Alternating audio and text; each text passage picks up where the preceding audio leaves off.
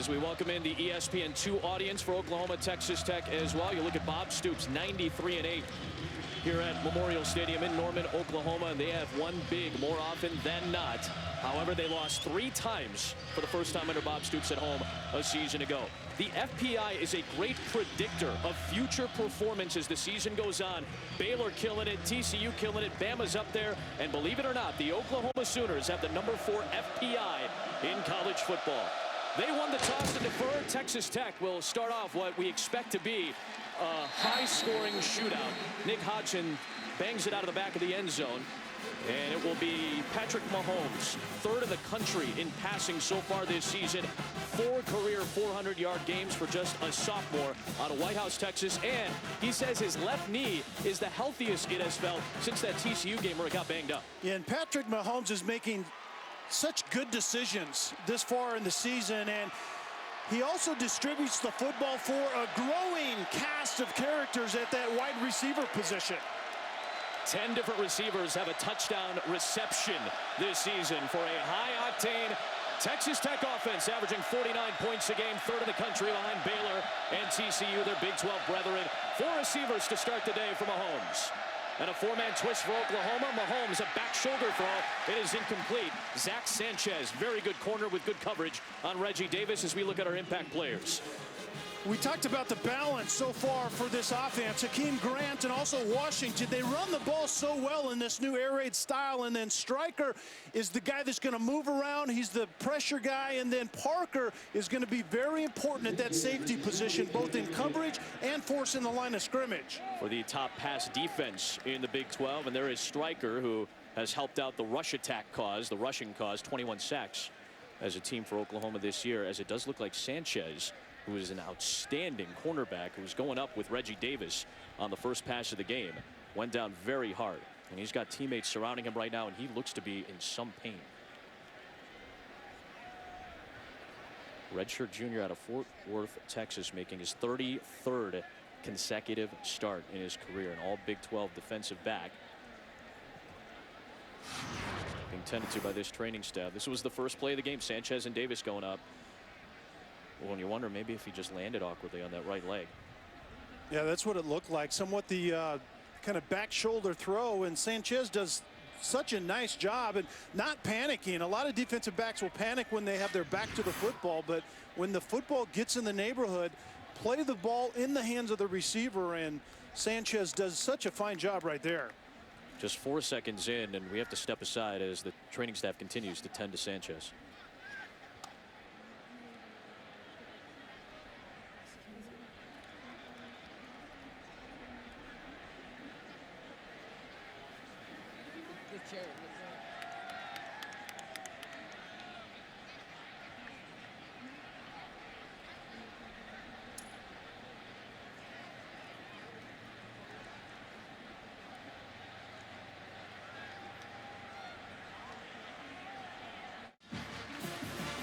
Just moments ago, Zach Sanchez, the redshirt junior, he of 11 career interceptions, 5th among active players, had to be wheeled off the field, tending to his right leg. Even Cliff Kingsbury went over and shook the hand of the starting cornerback for Oklahoma. So Dakota Austin, who has 1 pick in his career, the junior out of Lancaster, Texas, 27 towards the top of your screen, is into the game. They're already without Marcus Green, who's injured, a backup corner. This is a pitch to the outside for DeAndre Washington on 2nd down, and Will Johnson chops him down after a solid gain of 6 yards to set up a 3rd down and makeable. And a little bit of a speed option that time by Patrick Mahomes. Just gets the ball and attacks the in-man on the line of scrimmage. Texas Tech likes to do that with that too-high safety look that they'll get at times out of Oklahoma here this afternoon. They'll spread it out on 3rd and 4. One of the best 3rd down offenses in college football, facing a 4-man rush. Mahomes, as he often does, extending the play with his feet and striking over the middle for Ian Sadler in his first game back after missing 3. But he got the ball jarred loose by Ahmad Thomas, the junior out of Miami, with a crunching hit to jar it loose and set up 4th down. And Mahomes tries to get outside the pocket, but Oklahoma's going to try to prevent that. But you're right. It was about Thomas breaking on the ball and breaking that play up before it could get started. That was a nice defensive play early by Oklahoma. Sadler, who had missed the last 3 games with a knee injury, is actually back earlier than scheduled from that injury, but could not corral that ball. For those wondering, he did not complete the process of the catch and make a football move upfield. That's why it's an incompletion. And Michael Barden, who had to punt late in last week's game against Kansas due to a hamstring issue for Taylor Samank, is going to punt the football. And there's a penalty marker thrown back at the 35. 5-yard penalty, 4th down. Delay of game as the play clock was winding down. They took a long time trying to figure out whether or not they wanted to go for it or punt it. At least getting the punt unit on took some time for Cliff Kingsbury. On that last play, we saw what Oklahoma's going to try to do with Mahomes. They want him to be in the pocket. His big plays come when he gets off script and extends the play a little bit. So you saw a little bit of spying on Texas Tech quarterback right there. So Barden will kick to Sterling Shepard. A tremendous athlete, but Barden with a booming kick. Shepard runs back to the 24, and he raised his arm. He wanted to run it, but he did raise his arm up above his shoulder, so it's an official fair catch at the 24-yard line on a very good 50-yard punt to flip the field for Michael Barden. And Oklahoma's offense will see the field for the first time less than a minute in. And this was probably the headline of the week for this game. The former Texas Tech walk-on quarterback who went 5-2 as a starter in 2013 was Big 12 Offensive Freshman of the Year, Baker Mayfield, who's been great so far this season for Oklahoma. And I think a great college football story. And what Baker Mayfield has done is he's brought the swagger back to this Sooner offense. That's what we've seen so far this season. The new air raid offense with former Texas Tech assistant Lincoln Riley putting up some big-time points, 40 a game. And this is a give to Samaje Perine, who's looking to have a bust-out game today. And his first touch takes him out near the 44-yard line. Nigel Bethel jarred him out after a 20-yard run. And Texas Tech really isn't defending anything well thus far this year, but they're giving up 264 on the ground. Look for Oklahoma to take advantage of that. Last in the Big 12 in rushing defense. First pass of the day for Mayfield had a little bit too much heat on it as he was trying to find D.D. Westbrook. Second down. You talked about Lincoln Riley coming in here and installing the air raid offense just like he did at East Carolina, and it's taking some time because of what's happening up front. They're young and inexperienced at about 3 positions up front, but as the offensive line plays better, I look for this offense to explode the second half of the season. Mayfield with a collapsing pocket trying to stay on his feet, and a work past the line of scrimmage for a very short game. Brandon Jackson on the tackle officially. Mayfield getting into it a little bit after the play as we look at our impacts. And we talked about that for OU. It's their young tackles, Brown and Samia outside, and those bookends have to play well in the run game in particular. Then Robinson and Johnson. One represents the disruptive element, and Johnson is that safety. He has to erase mistakes on the back end. He had a pick last week to seal the deal, a pick 6 against Kansas to win it 30-20 for Texas Tech. Third down and 10. Zone read and a little bit of an issue on the mesh point. Robertson diving towards the football as Mayfield landed back on top of it, and a rough start after that 20-yard run by Perine to get a first down. First down and out for Oklahoma's offense. Well, we talked about the fact that Mayfield is going to be jacked up today.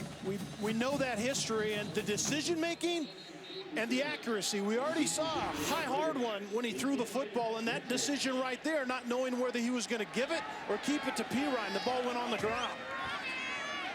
So it is Austin Seibert, the only true freshman that is handling both place kicking and punting duties in the country. He's been very good punting with the wind. And a fair catch signal by Cam Batson, but that wind carries the ball over his head into the end zone. And it is a net punt of just 37 yards. For those of you in the Oklahoma area, in the state of Oklahoma, in the Oklahoma City area, some tragic news earlier today in Stillwater. This was before our game during the pregame here in Norman, Oklahoma. A moment of silence. All the fans so respectful about what was happening in Stillwater today during their homecoming parade. A car crash that took the lives of 3, wounded several others. Just 67 miles away in Stillwater, Oklahoma. There have been charges applied to the driver of a vehicle that caused a crash in Stillwater today. Our thoughts, our condolences out to everybody involved with that today. Classy move by those here in Norman to give a moment of silence to the victims today in Stillwater. Our best to them as well. Mahomes back to work from the 20-yard line against pressure. Throwing a low one to the outside for Jakeem Grant, his top receiver. It is incomplete, and it brings up 2nd down and 10. 3rd highest scoring offense in the country, but they weren't happy with just the 30 last week. There wasn't a lot of urgency for this offense last week, he said. And Adam, particularly in the red zone. I mean, that's sometimes where the air raid has an issue, is when they get into the red zone, they don't run it well, and the field is condensed, and the urgency was truly seen, the lack thereof, in the red zone a week ago. 7 trips, only 2 touchdowns against Kansas. That's why it's only a 10-point win. Mahomes with a good pocket, strikes for a 1st down across the 30-yard line to Reggie Davis in front of Dakota Austin, who's taking the spot of the now injured Zach Sanchez, a gain of 11. And make no mistake about it, we see Texas Tech is going to go fast again, but there are a lot of weapons out there for Mahomes to use here today. Swinging out, extension of the run game to Davis, and Austin gets him by the ankles after a short pickup. There is a penalty marker thrown from the near side of the field at the 30. Kind of a herky-jerky start to our game today. I'm not sure everyone got set for Texas Tech that time.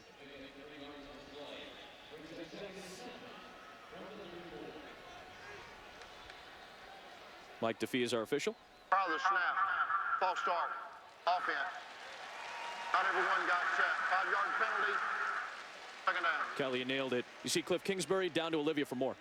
Adam, you were talking about the game at Kansas last week. Cliff Kingsbury didn't like it starting at warm-ups. I asked him why. He said the crowd was sparse. It was early in the day, and he could tell that it was a coach-driven game. It would not take care of itself. Today, he said, this crowd and this time and the hype, it'll take care of itself.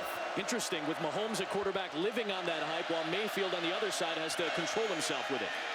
Mahomes off his back foot, throwing under pressure, and it's 2nd down and 15. Good pressure by Charles Walker, the redshirt sophomore who had a sack last week against Kansas State, the 55-0 win. I think what the officials are discussing right here is whether there was a receiver in the area, and I think the receiver actually was in the flat and then turned it up the sideline late, and so it looked like nobody was there. But I think when Mahomes first looked out there, there was a receiver that was just starting to turn. It was Reggie Davis who would be the closest man to it. And now they throw the flag. Wow.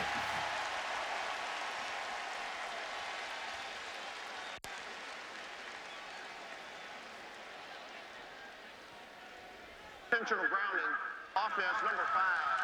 Quarterback was in the pocket. There was no receiver in the area. Lost it down at the spot of the foul. 2nd down. So it's a loss of yardage, and it'll be 2nd and long coming up here. It's interesting in the air raid because, go ahead and let it roll, guys. A lot of times there are adjustments on routes. And right there you see the double move. And at the time the quarterback Mahomes is throwing it, he doesn't know whether the receiver is setting or going. So I don't know that I agree with that call right there at all. So they'll go back to the ground, and DeAndre Washington with another penalty marker thrown as he inches forward for about 3 into Walker. The 3rd early penalty on Texas Tech. That was one of their areas last year that they wanted to clean up. Very highly penalized in 2014. And they've slimmed it down to about 63 yards per game now in penalties. That's mid-pack in the Big 12. And this is a very awkward start to this game on both sides.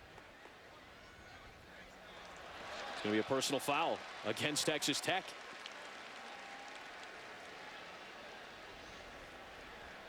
Personal foul. Ray Smith. Offense 51. Penalties decline. 3rd down.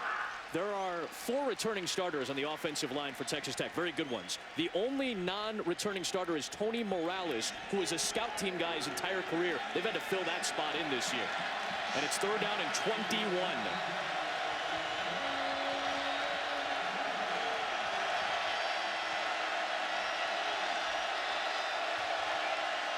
The sophomore out of White House, Texas, who threw for 4 touchdowns against Oklahoma last year, faces a 4-man rush.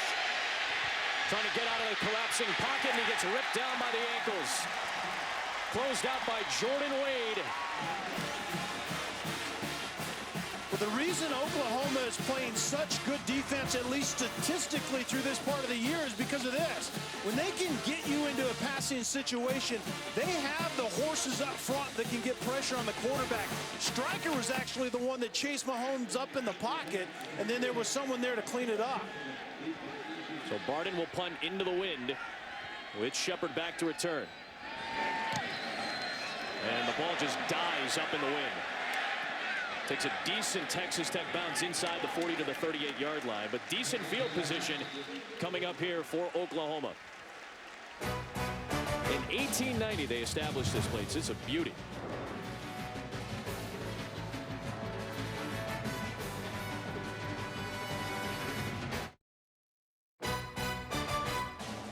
ESPN College Football is presented by 5-Hour Energy.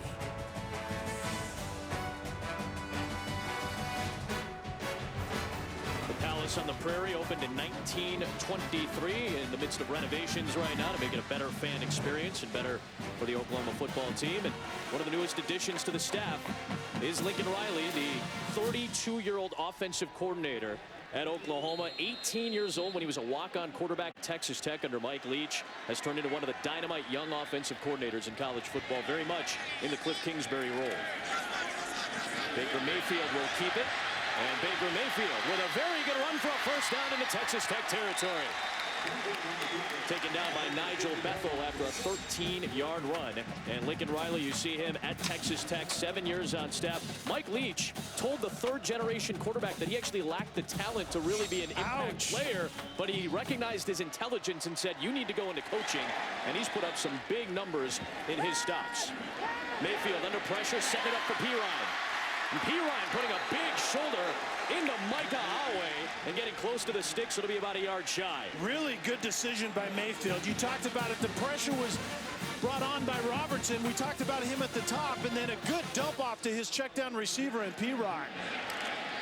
Right back to Samaje between the tackles, where Texas Tech has been very leaky against the run. Pirine trying to get going inside the tackles. He picks up 5 yards.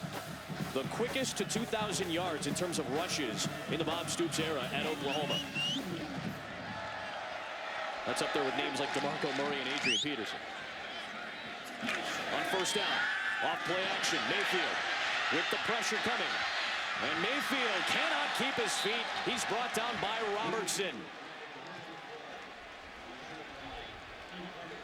The play-action passing game is on the table because of the early success in the run game. And Mayfield, if he had a chance right there to throw the ball away, certainly he should have done that. There was actually a receiver right over the middle, open early, and Mayfield was just being forced to scramble out of the pocket at that time, and so could not put the ball on it.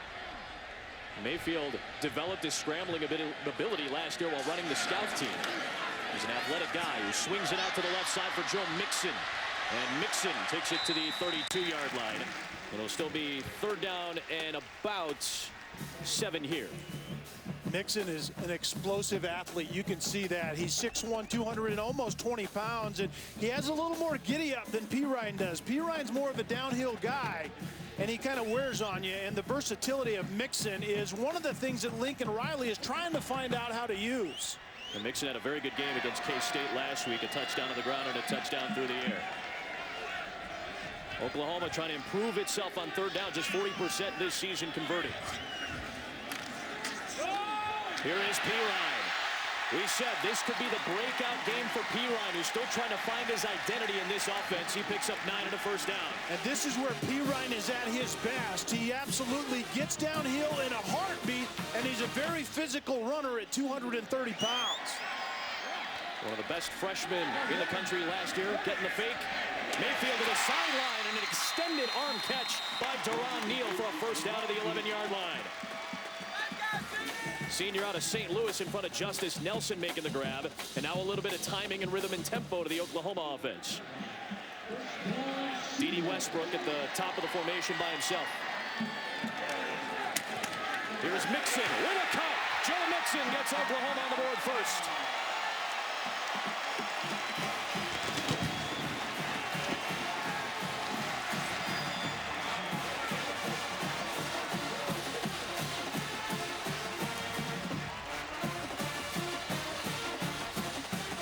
Quite the year for Joe Mixon.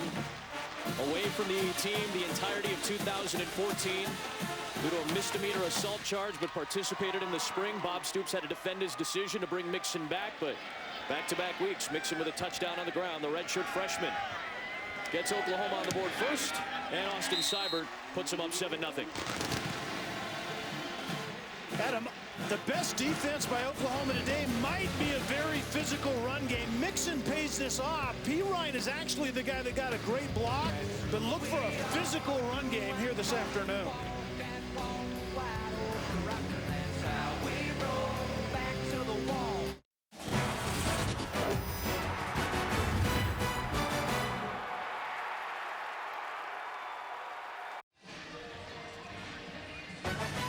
Saturday Night Football presented by Walmart on ABC tonight.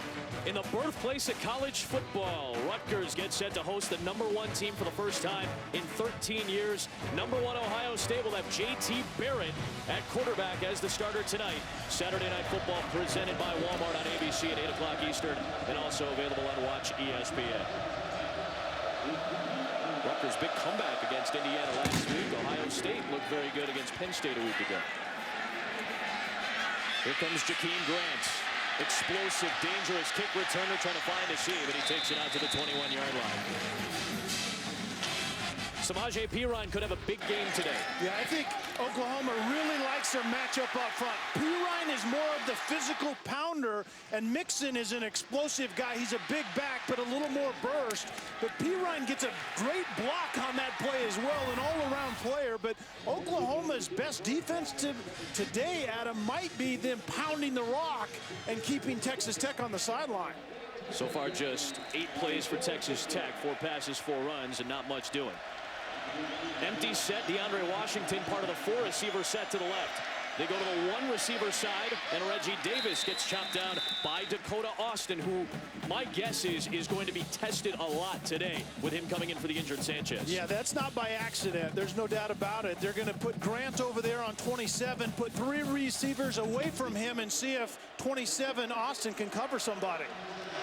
Swinging out to the left side this time, and Cameron Batson gets blown up.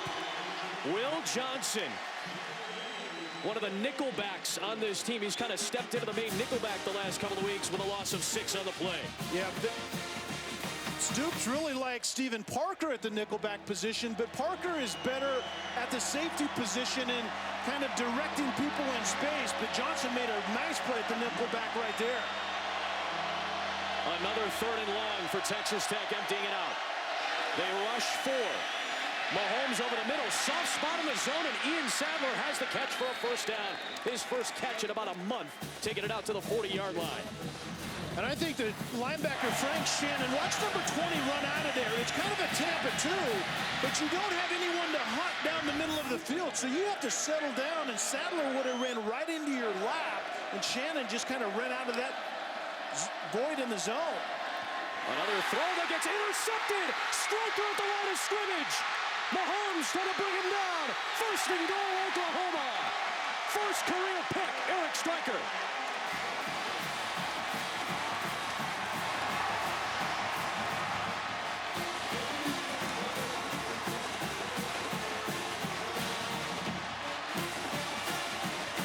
One of the premier defensive players in college football is Eric Striker. Yeah, he's really the linchpin. He's standing up right here, and he's the matchup issue that most teams have. An athletic, catch the football after you bat the ball, and then take it clear down to the 2-yard line, fight with the quarterback a bit. But what Mike Stoops likes to do with 19, Striker, is use him as a guy that you can move around, and he really creates such versatility in the defensive scheme because he can be an edge rusher like he was going to be right there, or he can drop into coverage like we've already seen him do today as well. But what an athletic play right there by Striker. And now he sets up Baker Mayfield to try to take a 2-score lead. Perine the deep end.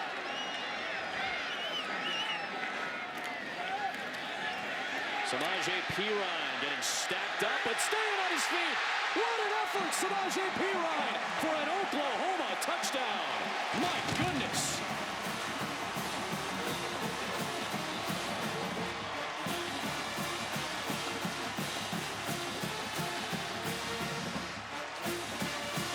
Striker set it up. Perine cashes in. Well, we were told that Perine's not flashy, but he wears on you. This is what wearing on you looks like in a football game. 3 broken tackles. They don't get him to the ground, and he was still standing up in the end zone. Texas Tech, which has been so good in turnover margin this season, +6 coming into the game. But Patrick Mahomes with a big mistake, just his 4th pick all season, the first of the long career for Eric Stryker. The 33-yard return set up the 2-yard touchdown, and it's 14-0 Sooners.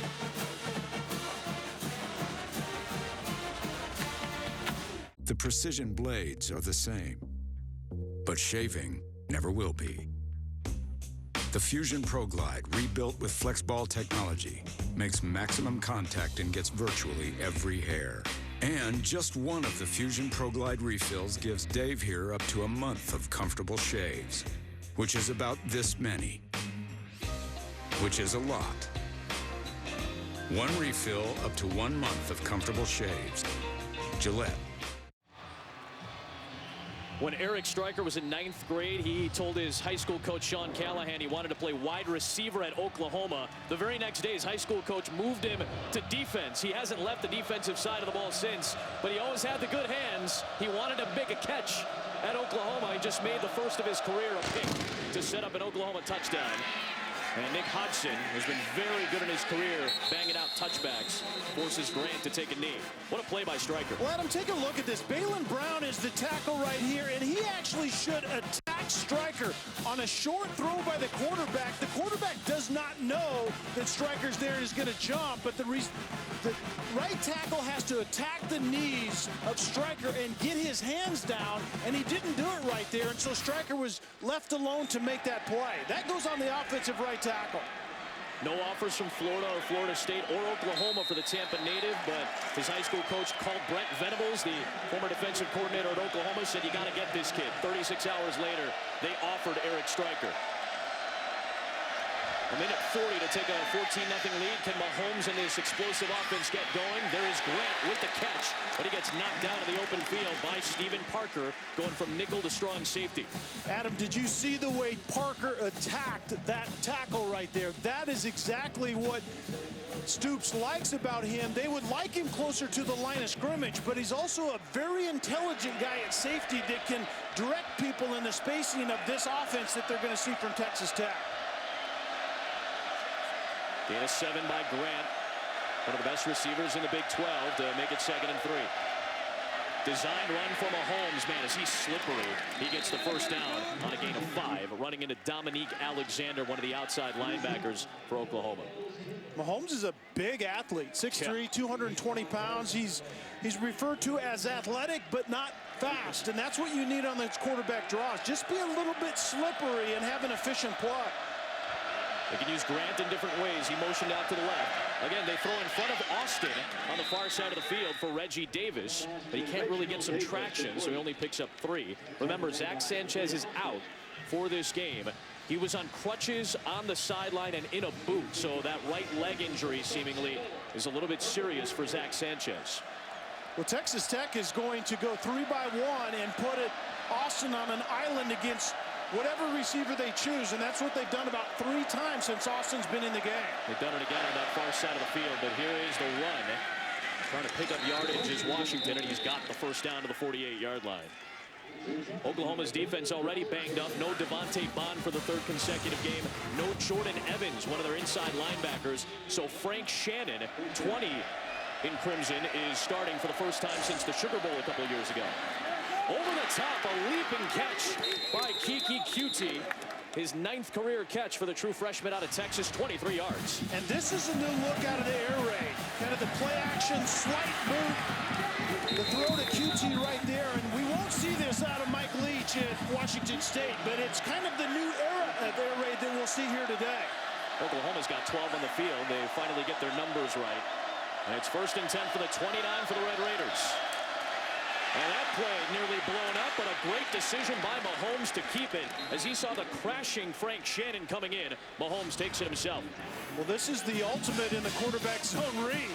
He gives that ball up. It's dead on arrival, but Mahomes pulls it at the last second and makes a positive play out of what was going to be a negative one. Charles Tapper was about to crush Washington. 2nd down 6. Only 4 to play in this opening quarter. Well, we expect it to be a high-scoring game. Washington going to shift, and he runs into Shannon. It'll set up 3rd down and short. Shannon making his 16th career start, but he had not made a start since the Sugar Bowl against Alabama on January the 2nd, 2014. University suspension had him on the sidelines for the entirety of 2014. 3rd down and 2. Zone read. And Tapper came flying in at Washington, but it looked like he may have had enough for the 1st down. Make that Romar flying in to try to make the stop. Pass the stick should be good enough for a 1st down, and it is. And Oklahoma defensively will kind of morph in and out of a 3-man line and a 4-man line. And in that 3-man look, they want to get up there quickly. You see Mahomes split out right here in the Wildcat type of look. It is Stockton, Justin Stockton, the sophomore. Running it left with a block from Washington, and he gets the edge. Tiptoeing near the sideline, stepped out shy of the line to gain. But it's a good run to the 10. This is a very good way to get your playmakers of football. Change of pace type of back is Stockton, and very well blocked out on the edge. Oklahoma looked like they weren't fooled, had it defended well, but it was better blocked by Texas Tech. His nickname is the Flash. Over 6,000 rushing yards in his high school career in the great football state of Texas. Mahomes back in. And some confusion here for Oklahoma substituting on defense. Takes his first time out of the half. 30 seconds into duration. We'll step aside.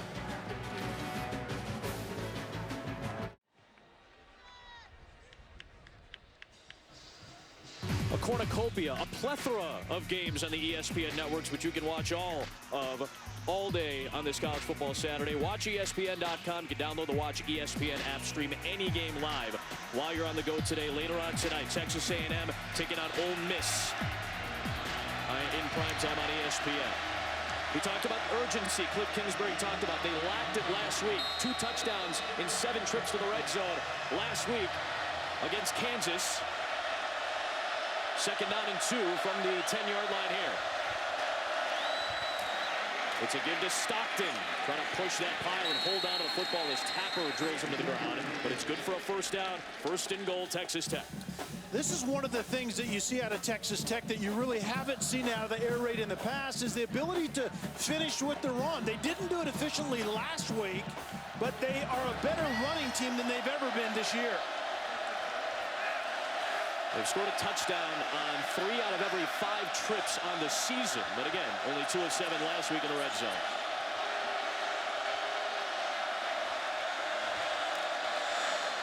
Washington getting the fake. It's Mahomes trying to pound his way in, and it's Jordan Thomas who stacked him up shy of the goal line. You know, Adam, on this drive, I think that's the 8th run and only 3 passes. And it's the new kind of era of air raid. You won't see Mike Leach doing this, but you certainly see the guys doing it today. Well, that's a bounding ball, but it was a forward pass, incomplete into the hands of Reggie Davis. Looked like a shortstop there for the former high school draft pick as a pitcher, Mahomes.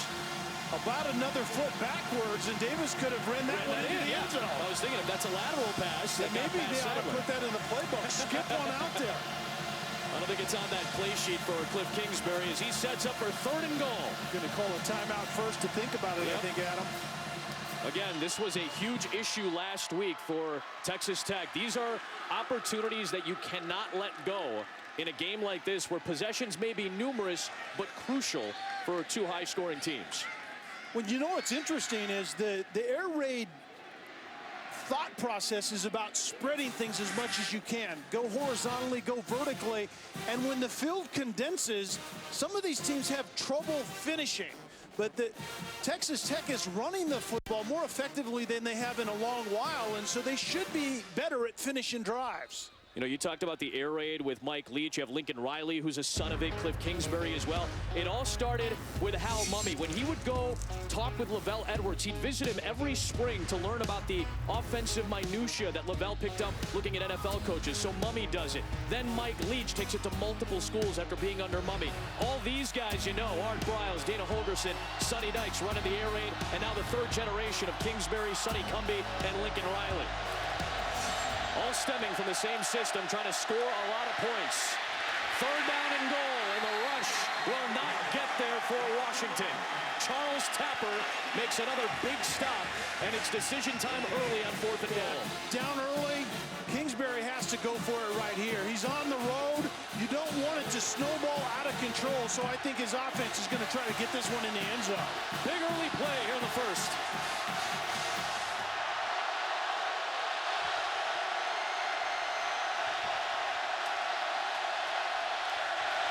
It's a fake. Mahomes dumps it off for Pearson.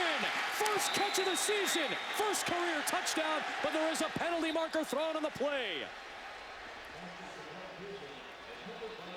I think this is going to be a late hit on the quarterback. There was just kind of a shove on Mahomes out on the edge late after he threw that football.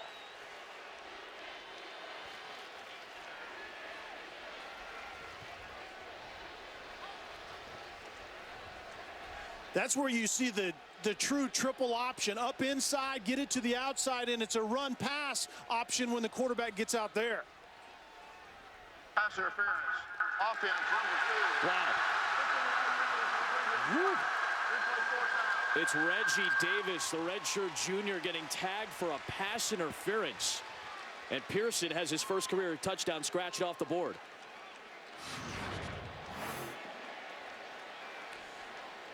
We'll see the pick clear out wide, freeze it right there. And it's going to be the pick that's coming in there, I believe, is the one that was called. Actually, I think it was back up inside. When he was grabbing on Austin there. There was a whole lot going on out there, to be quite honest with you. But Mahomes had the right play, the right decision. Unfortunate by Davis. So they'll have to go for a field goal, and it will be the redshirt freshman, Clayton Hatfield, who had his first career miss from 48 last week against Kansas, kicking into the win from 35.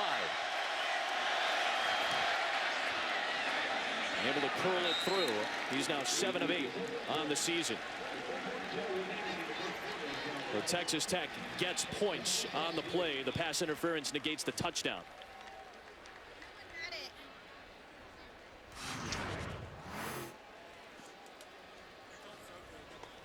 We're going to try to see where we can see that pick. Stop it right there.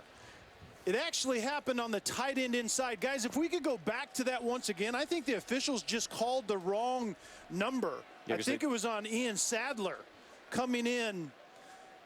Right there. Yeah, it was 12 instead of 2. It was Sadler. It was 12 instead of 2. But you simply just have to sell that route. Right here is Sadler. He's going to come in and block. Go ahead and let it roll. And you have to freeze it right there. You have to act as if you're just kind of casually running into the guy as you run your route. And he just went and threw a shoulder. That is an easy call for the officiating crew. It's a good look at it, guys. They had a hard time sorting it out initially because the flag came out late. They called number 2, and they threw the flag clear out wide. That took place clear back inside on Sadler, number 12. So Cliff Kingsbury, again, urgency in the red zone, trying to convert. They had struggles with it last week, and they end up having to settle for a field goal and actually get taken out of the red zone due to that penalty. And Adams, that's just not understanding the purpose of the route. You can accomplish the same thing Sadler could by just running your route and redirecting the defender. You don't have to lower his shoulder. That's an easy call for the official right there. So Hatfield kicks away into the wind, and it will die in that wind and give Alex Ross an opportunity to return it. Oklahoma's kick return unit hasn't been all that great, but Ross out to the 23-yard line. Lincoln Riley, the offensive coordinator, his offense back to work, Olivia. Yeah, and everyone under Mike Leach on this field today, we had to ask about the story or the myth about the simple 8-play call sheet on an index card that Leach had. Lincoln Riley laughed and said, oh, that story got a little bit exaggerated. This is what they actually used. He folded this sheet of paper before the game for me. And it's just special plays, red zone, open field, goal line. And the thing is, with this offense going so fast, they have to keep it relatively simple. Funny thing, Cliff Kingsbury showed me his play sheet, an exact copy. Incredible, right? Air raid minds think alike. Here is Mixon on first down with a big run, cutting it back to the inside, where Texas Tech has been very leaky this year. Takes it out to the 39-yard line, and he was whistled dead. Mixon explodes forward, but he was whistled dead back near the 40-yard line. You know, Lincoln Riley, first-year offensive coordinator at Oklahoma. We talked about the method to his madness, and this is what the play sheet has. Olivia showed you the sections. These are the sections that he has on his play sheet, and that's it. It sounds simple, but that's it. Just like Mike Leach, right? They're all doing that. I'm kind of disappointed it wasn't an index card, though. The myth is maybe a little bit more impressive than the reality. Here's Deron Neal taking it out to the 47-yard line, pickup of 8 yards on the play. And Adam, what we're seeing out of Oklahoma offensively right now is when the offensive line gets up to speed, this offense is fixing to break loose, and we're seeing the running game, and then the screen game comes, and all of the concepts in the pass game as well. Same play. Neal on the screen, and he fights for the first down into Texas Tech territory, despite Justice Nelson grabbing onto his ankle.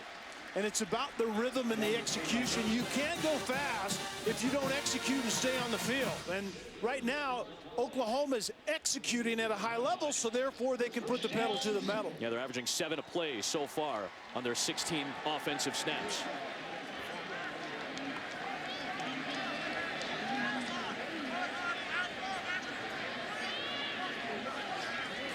Baker Mayfield with the zone read, getting it to Perine with a lot of space on the outside. And there goes Samaje Perine. Shoved out of bounds by J.J. Gaines at the 30. It's a 20-yard run, his second of the day for Samaje Perine, a guy who chalked those up last year. Well, watch number 40 up at the top, Dakota Allen. He's the one in no man's land. They're the guy. He's the guy that they're isolating, and it's up to the quarterback Mayfield to make him wrong every time. The guy out in space, if he steps to the quarterback, you give it to Perine like Mayfield did right there. 5 carries, 57 yards for Samaje Perine so far. Here is carry number 6, right back between the tackles, and a lot of solid first down yardage there. Samaje Perine doing the work. He's got a rushing touchdown. Joe Mixon has a rushing touchdown. And Baker Mayfield facing his former team. Maybe a little bit of bad blood there. He was a little hyped up early, but he's found a rhythm. Eric Stryker had the big play, an interception to set up a score. 14-3, ESPN College Football continues after this message and a word from our ABC stations.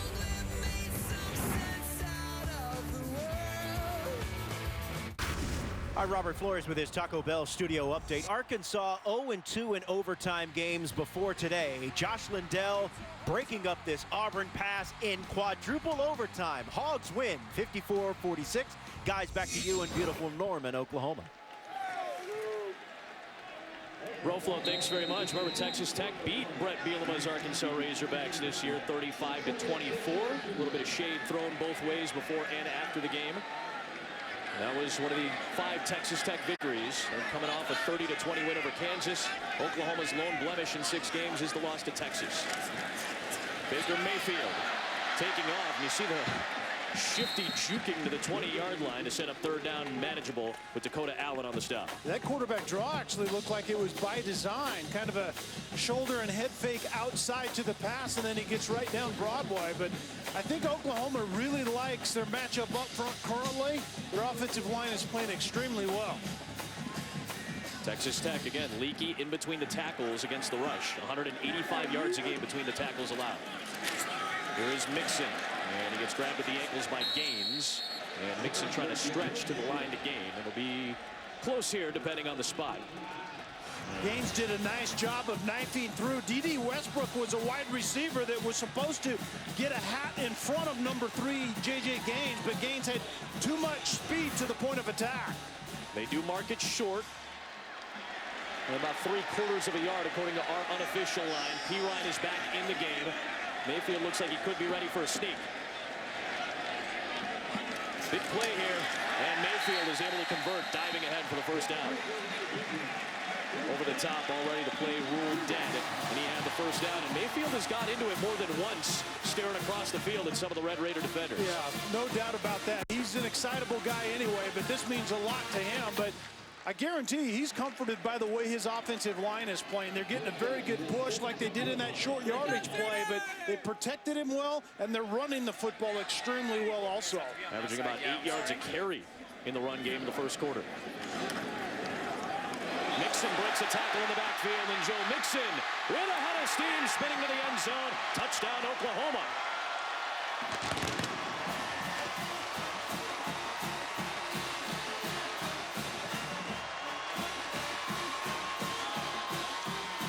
As many rushing touchdowns today as he had in his first 5 and 6 games.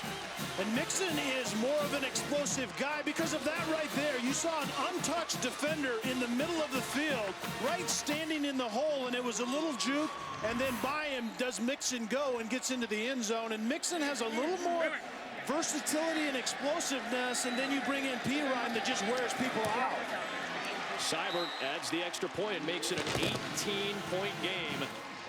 Oklahoma is tied at season high with 3 rushing touchdowns, and Baker Mayfield is fired up. The 217-pound redshirt freshman, West Coast, Oakley, California representing. Breaking a tackle, staying on his feet. 2 scores on the ground for Mixon.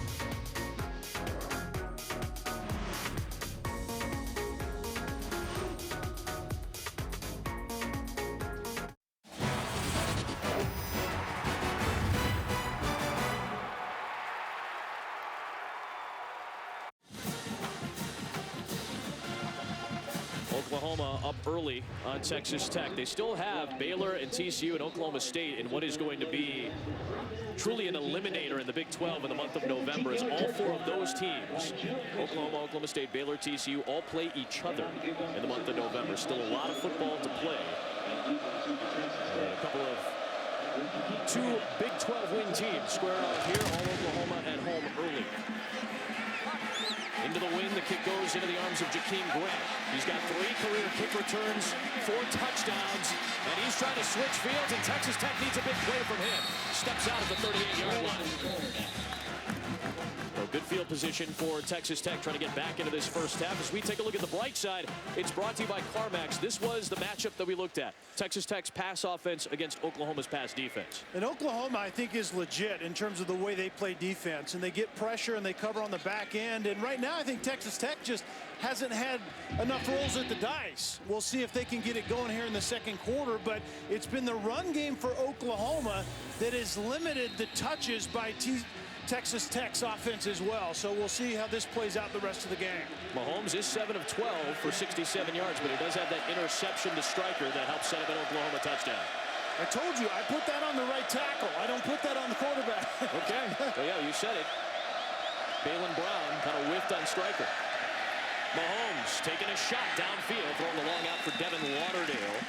He's fully recovered from some internal bruising that kept him out of a game against Iowa State a couple of weeks ago. Said how explosive this Texas Tech offense has been and can be. 93 points in the first quarter in the first 7 games. That averages out to about 2 touchdowns per first quarter. Just shy of 14 per quarter.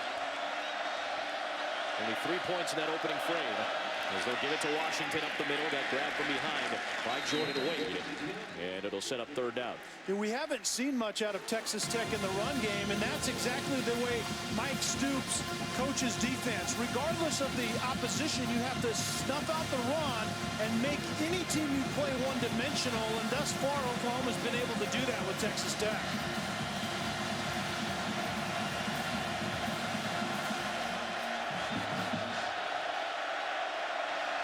Third down 6. It's the 4-man rush. Mahomes is going to take a shot down the field, and it is incomplete. Looking for Grant. And Jordan Thomas, very good sophomore cornerback in coverage, and it's 4th down and 6. And Oklahoma had rolled that way. There was a corner up in the flat, and then Jordan Thomas, actually playing safety that particular time, was over the top of that route going down the sideline. Very well defended. Sterling Shepard back to return. No punt returns for touchdowns in his 25 returns. And Michael Barden is only punting for the 5th time, and he's only punting due to the injury to Taylor Sabank, his hamstring. Punts with the wind over Shepard and out to the 20. Will come Oklahoma on a net punt of 38 yards. Say what's up to the Duck. Aflac trivia question. Which 2 schools hold the top 5 marks for total offense in a single season? This is an interesting one. We'll have the answer for you in just a bit. Any guesses on this one? I have no idea. I'm going to guess Tulsa. I'm trying to figure out the question before I can even think of an answer. I think top 5 marks. The top 5 marks. I'm going to say Tulsa because I think Tulsa in the past has set a record for offense. And I'm going to guess Texas Tech. I'm going to guess Mike Leach has to be involved with this. 2 schools have all the top 5. Yeah, Mike Leach has to be in there. There's right? No doubt about Come on. that. How about Baylor? Is Baylor maybe Baylor might be up there too. Pick anyone in the Big 12. Mayfield back to work from the 20-yard line. Extending the play with his feet, still scrambling, stepping around a couple of defenders. And Mayfield somehow turns it into a gain of about 2.5 yards. Had to run about 30 yards to get it. That might be one of the better 3-yard runs that you'll see out of a quarterback. It's a good spin move right there. And I think the swagger that Mayfield has brought to this offense has been vitally important as Lincoln Riley tries to get the air raid going here. Mayfield, an Oklahoma fan growing up in Austin, Texas. He was a huge Oklahoma fan. Spent a lot of his childhood going to games on Saturdays here in Norman. And Mayfield takes a deep shot. And a leaping attempt by Shepard could not hold on to it with Nigel Bethel, the heavily recruited sophomore, in coverage. 3rd down and 7. That's one of the times where the quarterback, Mayfield, just has confidence in Shepard going up and making a play. The double move, kind of a sluggo, the slant and then the go, and it was pretty well defended by Bethel. But I think Shepard would tell you he should have came down with that football. One of the better receivers in the country. Had a groin injury last year that really limited him about halfway through the season. Still almost had 1,000 yards a season ago despite the injury. And he's back and healthy, and their leading receiver as expected.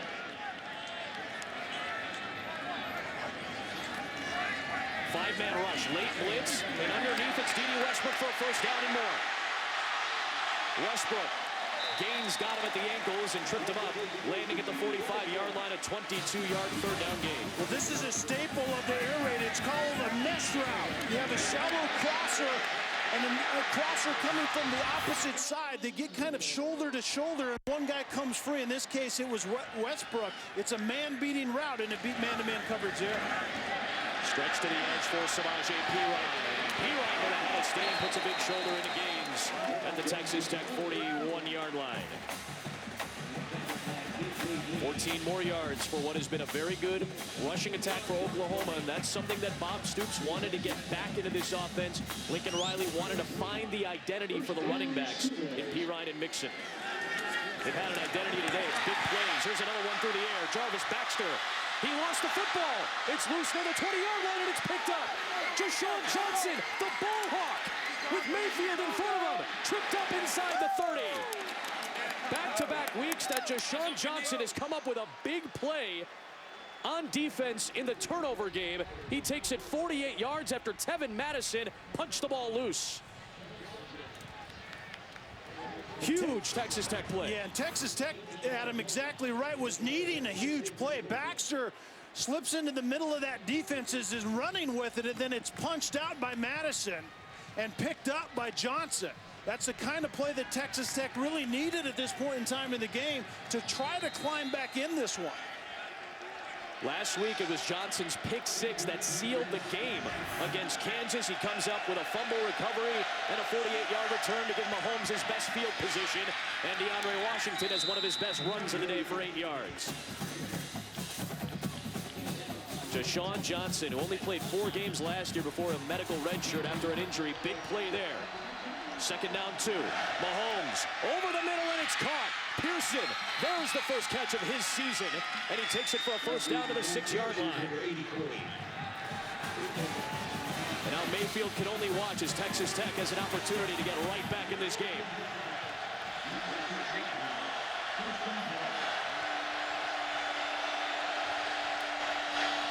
Mahomes keeping it. Grabbed by Tapper and driven back. They'll mark the forward progress right at the line of scrimmage. It'll be 2nd down and goal from about the 6. And on this series right here is the first time we've really seen Texas Tech really get up tempo. They're going fast because they've been successful. It's been one of the first times they've been able to do this. Again, can they convert in the red zone? Both Stockton and Washington in the backfield for Mahomes. Still plenty of time in the play clock.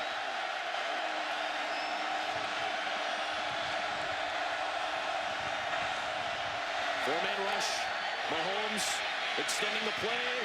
Flag is thrown. Throw to the end zone, and it's caught by Davis for a touchdown, but we'll have to check the marker again. And once again, Dakota Austin was in coverage right there on Davis. I think Austin's going to get called for the hold as the receiver Davis was coming out of that break late. Holding. Defense. That penalty's declined. Touchdown. And Texas Tech gets a much needed score.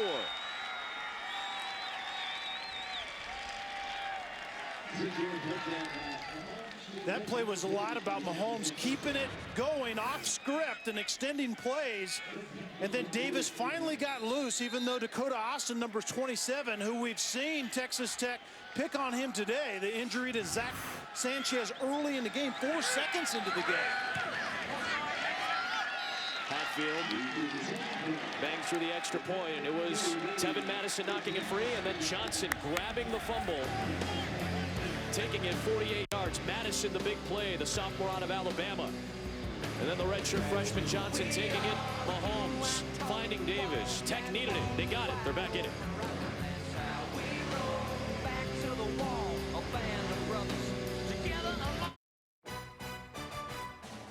ESPN College Football, brought to you by Pacific Life. For life insurance, annuities, and investments, choose Pacific Life, the power to help you succeed. Beautiful campus here in Norman. Adam Amin, Kelly Stauffer, Olivia Harlan. 102nd consecutive sellout at Memorial Stadium. And Oklahoma with a 21-10 lead on Texas Tech. You see Zach Sanchez, who is in a walking boot right now, right in the middle of the huddle, trying to help out his fellow defensive backs. Dakota Austin got beat for a touchdown for Reggie Davis on that last series in the red zone. That'll be something to watch for as the day goes on. I'm not confident in this at all. Right here. Aflac. What's up, Duck? Aflac trivia question. Which two schools hold the top 5 marks for total offense in a single season? Well, Kelly, you did throw it out there as a possibility. You said Baylor. I mean, Baylor, right, Texas that's Tech. One of them. Texas Tech's not the other. It's Houston, the case. yes. So there's a couple of teams. I believe that was that an Andre Ware season for Houston right there, if I'm not mistaken. Jack Pardee was the head coach, and then 2011, Case Keenum was the quarterback for Houston, right? There's some good guys to have at the helm. First down at 10 with Kelly's stunned right now, shell-shocked. 9.5 to go first half, and here is Sebastian Pirine with another big run and a first down out across the 35. Pirine continuing to do big things on the ground, 88 yards, averaging 11 a carry. First down 10, and Pirine with so much space in the middle of the field. Texas Tech continues to give up major chunks of yardage in between the tackles. Pirine continues to take advantage. And Mach 1 as far as Mayfield is concerned. Get the next play going. Don't give Texas Tech time to recover defensively. Pirine again, and this time he gets stopped right near the line of scrimmage. Tackled by Devontae Hinton, and it's second down. That was more of a pulling type of play. They were pulling a lineman from the left to the right. The others that Pirine got going downhill in a hurry were more effective, and I think that's his game. And I think Pirine's a little bit banged up. At the very least, it looked like he was grimacing and wincing, looking back towards the sideline. Mixon is in the game. He is in motion. Mayfield looking at one receiver, and he's intercepted. Picked up by Justice Nelson. And Nelson takes it into Oklahoma territory and steps out of bounds. It looked like Mayfield was looking at one receiver the entire time, and Nelson read the eyes for his second career interception, the first since the Holiday Bowl in 2013. Yeah, Nelson, number 31, was just a deep corner. Stay the deep is the deepest and wide is the widest, and you're exactly right. The quarterback, Mayfield, just stared down the receiver. It was intended to Westbrook, and Westbrook was leaking up the sideline and was covered underneath and over the top from the get-go. That was a bad decision by Mayfield. You can't get greedy. He's been making good decisions up until that throw right there. What did you tell me? When you look long, you look wrong, and it seemed like he was looking far too long at Westbrook on that play. It's Nelson coming up with the pick. And now it's 1st and 10. Texas Tech trying to take advantage of another takeaway. Mahomes dumping it off. Washington keeping his feet and getting the first down. Into the red zone again goes Texas Tech. Alexander on the stop. And now Cliff Kingsbury wants to turn up the tempo. 2 takeaways today, 1 turnover as well for Mahomes. He did throw a pick in this game, but they're +1 to the takeaway margin today.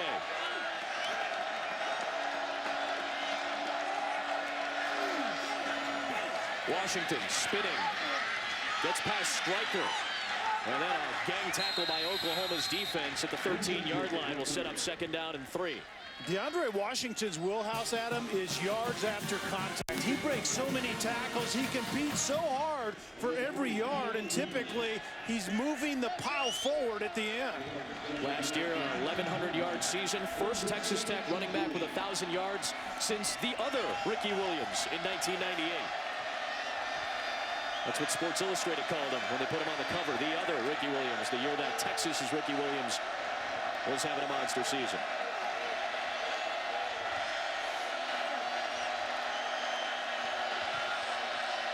On 2nd down, 4-man rush. Mahomes fading towards the corner, and it's out of the reach of Grants. He had Stephen Parker in coverage. It almost feels like, Kelly, that multiple defensive backs for Oklahoma have to play multiple roles. Yeah, they have to be flexible on the back end, and here's one of the most flexible guys in Stephen Parker. He's a safety, but he's also a nickel back, and he recovered the best receiver for Texas Tech, Grant, on that play. You see P-Ryan, he was just getting attention on the sideline, as that's a concern now for OU's offense. Texas Tech on offense, big 3rd down and 3 in the red zone here.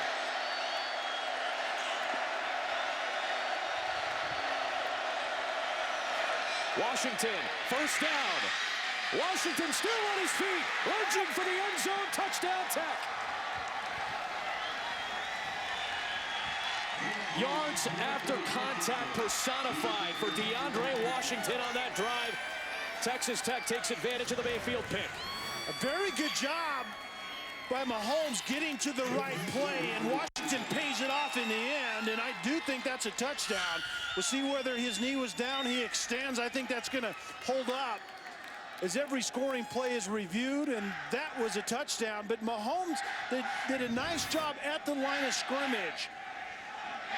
It was a favorable numbers in the box, and he checks to a run, and it was the right play, and Washington gets downhill and gets in the end zone.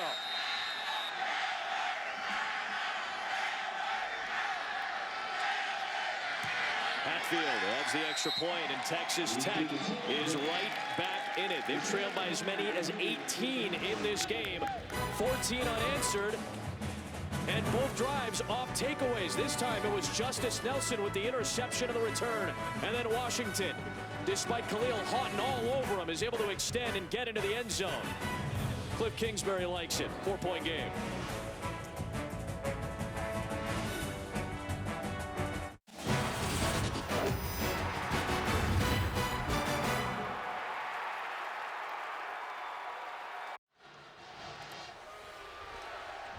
New defensive coordinator for Texas Tech is David Gibbs, and he preached takeaways on the last couple of defensive stands for Texas Tech. A couple of takeaways, and the offense with better field position has done something with it. Right back in this game are the Red Raiders. And a touchback. Let's check with Robert Flores back in the studio. All right, Adam, Wells Fargo, let's take a look at who's getting it done, presented by Wells Fargo. Indiana getting it done at East Lansing. 5-play, 94-yard drive. Nate Sutfield to Ricky Jones. Indiana down 1. 6:01 left to go in the first half. Indiana giving Michigan State all it can handle. Remember the big lead that they blew last week, a 25-point lead against Rutgers. Rutgers came all the way back to win last week against IU, and they host Ohio State tonight, right here on ABC. From the 25-yard line, Mayfield and the Sooners. Former Texas Tech walk-on quarterback a couple of years ago, going up against his former team and coach. It's a give to Joe Mixon, who bounces it to the outside, and Mixon In the open field, upended by Nigel Bethel. We might see a lot of Mixon on this drive. Samaje Perine, we got to look at him on the last Texas Tech series. Perine was wincing on Oklahoma's last series, and he was getting tended to on the sideline.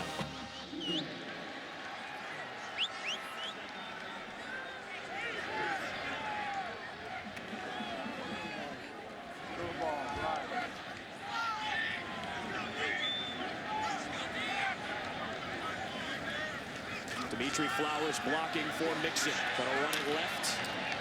And it's stretched out to the sideline by Micah Awe, 5th in the Big 12 in tackles this season, the senior with a stop after a gain of 2. And with Perine out, it really is a changeup in the run game because Mixon's more elusive, but also the two-back look that we saw in that last play with Flowers leading almost like a fullback, and then Mixon getting in behind him. There is Samaje Perine still on the sideline. Fake to Mixon. Mayfield with plenty of time. Now starting to run out. Throws on the run, and it's caught by Westbrook, but he's grabbed immediately by Nelson and ripped down. Shy of the line to gain. Forward progress will mark it at the 46. So 3rd down and very short, about 1.5 yards coming up. And that's something new out of the air raid that we're seeing in this modern-day version is run the football effectively, and then they have a play-action passing game, kind of a boot game out of it as well. We've seen out of both teams running this air raid style. Mixon's got 2 rushing touchdowns today. Perine has another. That's accounted for the scoring for Oklahoma thus far. 3rd down and a long one.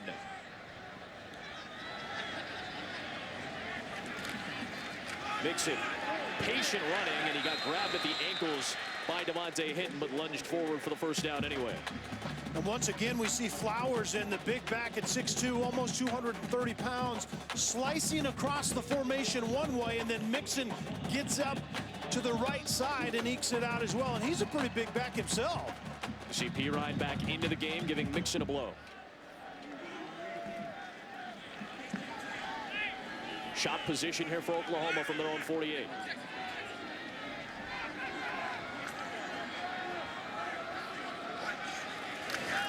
They're trying to take a shot. Mayfield down the middle of 1st down. Sterling Shepard with a spin. Sterling Shepard still on his feet inside the 20.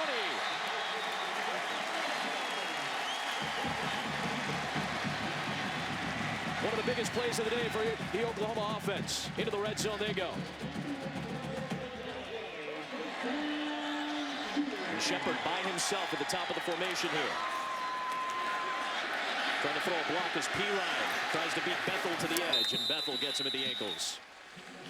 And Mayfield does a good job. This is the previous catch, and there was pressure off the edge, and Mayfield sees it before the snap and then throws to Shepard in the void right behind where that pressure came from. Those are the things that you have to diagnose as a quarterback before you get the football in your hands. 31 catches for Shepard this season, one of the best receivers in Oklahoma history.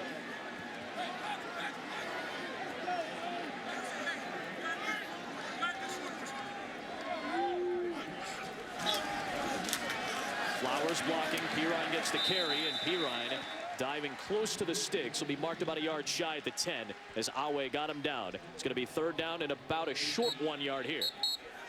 And there's an injured Texas Tech Red Raider on the field. And Adam, we've seen Oklahoma offensively get back to what was working early, a physical downhill run game, and then your pass game's a play action game off of that. Oklahoma driving, 3rd down and 1 as this training staff tends to an injured Red Raider.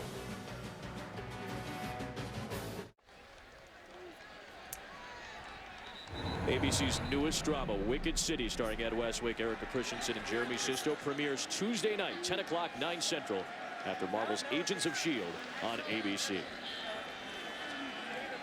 3rd down and a short 1 yard for the Sooners here, deep in Texas Tech territory. Nigel Bethel was the injured Texas Tech Red Raider. Theory Gima takes over at cornerback for him. Samaje Perine has a hole and a burst and a touchdown, his 2nd of the day. And the rushing attack for the Sooners continues to get it done.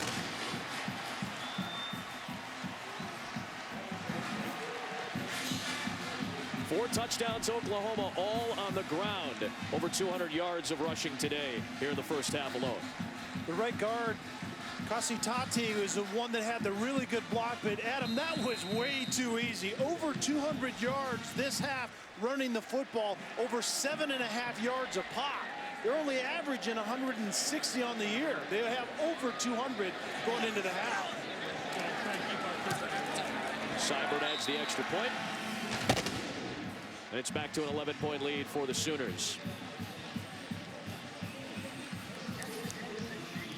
Let's take a look at today's Good Hands Play. It is brought to you by Allstate. A couple of good hands plays, and it has to do with some of the defense that we've seen so far. How about these hands by Eric Stryker to start it off? First career pick for Eric Stryker in his 46th career game. Madison punching it out, and then Jashawn Johnson scooping it up with some sure hands, taking it down the field to help set up one Texas Tech touchdown, and then this Nelson Pick, the junior out of Mesquite, Texas, helped set up another Texas Tech score. Those two takeaways helped the Red Raiders get right back into this game after they trailed by 18 at one point. And that's really why David Gibbs is here. For Texas Tech? Yeah, for Texas Tech. His defensive coordinator, and Cliff Kingsbury told us that. I said, what were you looking for in a defensive coordinator? And he said, I wanted a guy that could take it away and defend the red zone. And at Houston, that's exactly who David Gibbs was. He doesn't really have the personnel right now defensively for Texas Tech, but that's his MO, and that's where this defense is headed down the road. And David Gibbs spent 9 years in the NFL as an assistant coach as well, so that's the practice mantra, take the ball away. They constantly drill it in the NFL with head coaches and defensive coordinators. Again, Hodgson kicking into the wing. Grant a returnable kick from the 3-yard line. And Jakeem Grant ripped down in the open field. Excellent play in special teams for Wesley Hoker. Later on tonight, our ESPN college football doubleheader. Number 15 Texas A&M going on the road to take on number 24 Ole Miss, and then maybe a potential playoff team right now is Kevin Hogan, Christian McCaffrey, and number 10 Stanford trying to avoid an upset against Washington, which already knocked off ranked USC earlier in the season. Great doubleheader lined up for you later on tonight. That Ole Miss game, Laramie Tunsil back at tackle going up against Myles Garrett. That's a preview to Sundays to come. That's an NFL matchup right there out on the edge. You don't watch the left tackle or the defensive end a whole lot if you're watching on your couch. Watch left tackle defensive end tonight. Ole Miss, Texas A&M. Mahomes, the pump, and the throw, which is deflected and intercepted. Picked up by Frank Shannon in his first start in nearly 2 years.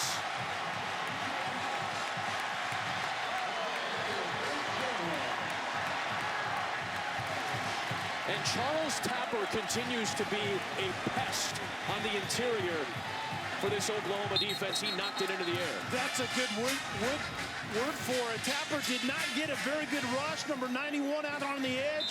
Find the quarterback's eyes and get in the throwing lane. Tap it up in the air as Tapper does, and then Shannon picks it off.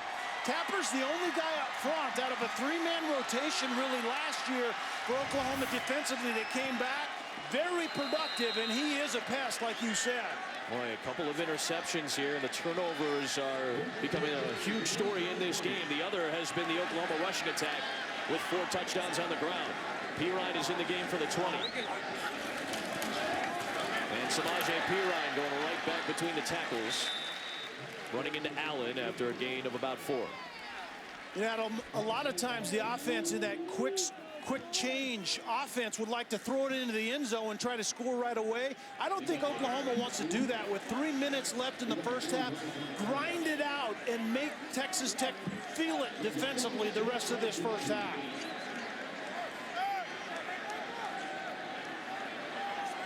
Oklahoma led 35-0 on the road last week at Kansas State. It'll be a 5-touchdown first half again. But a good stop by Awe as he stacks up Pirine, and Awe trying to get this defense riled up for Texas Tech. It's been one of the worst statistical defenses in college football. The takeaways are much better this year. More takeaways halfway through the year than they had all of last season. But this is still a defense that needs to make a couple of stands a game, and this could be one here. Well, they could use another takeaway. There's no doubt about it right here. 3-by-1 creating a lot of room out here.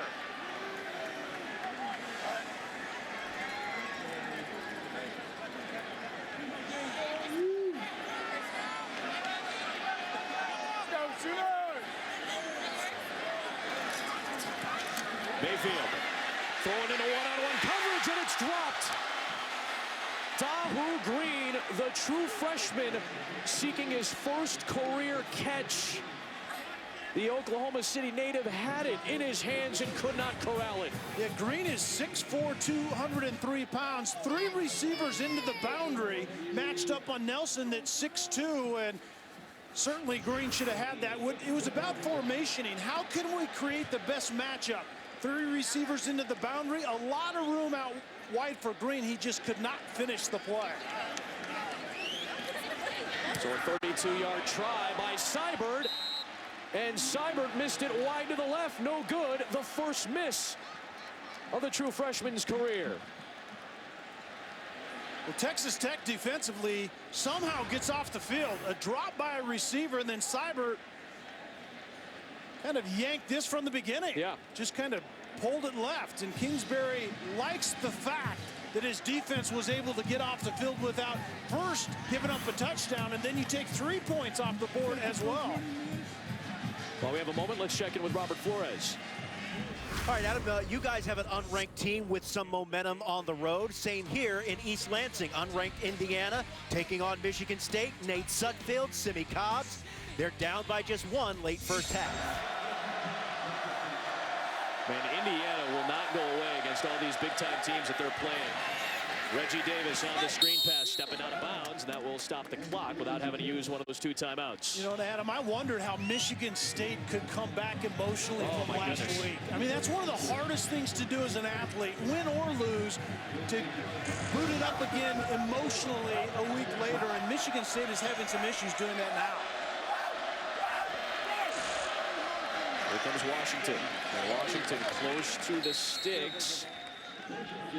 Based on where the current spot looks like it would be shy of the line to gain. It would be very close to the marker. They just need to get to the edge of the 30-yard line. 3rd down and short, and Washington slips through. And there goes DeAndre Washington holding on to the football as Dakota Austin caught up to him from behind at the 46-yard line. 18-yard run for Washington. Keeping the tempo going. Tunnel screen. It's grabbed by Grant. And Grant trying to fight for yardage as he got grabbed by Nelson, and or rather Stephen Parker, should say, at the 49.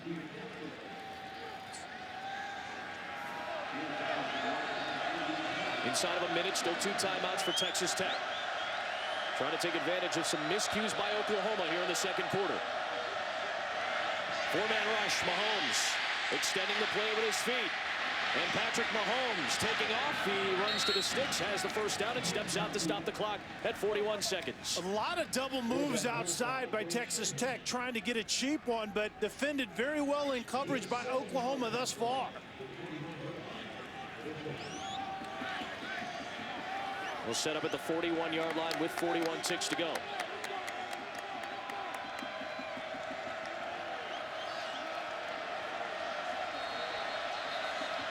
And let's see what happens here. It's a timeout from Oklahoma defensively. Takes his 2nd timeout of the half. 30 seconds in duration. There have been some herky-jerky moments in this game. There have been some sloppy moments in this game. But as we take a look at our Pacific Live game summary, we've got an exciting game certainly shaping up. Both teams, a couple of turnovers in this game. Texas Tech has taken advantage. And the ground game, maybe not the calling card for this Oklahoma team so far in the season, but they put up some good games, and they put up a good one so far. I think Bob Stoops would like the ground game to become a calling card down the stretch. You think of the offenses, TCU and Baylor in particular, that Oklahoma has to defend down the stretch. Run the football is sometimes your best defense, and give those type of offenses less touches. Got to look ahead when they play Baylor and TCU. You're going to want to keep those teams off the field, those offenses off the field as much as possible. 1st down and 10, Texas Tech.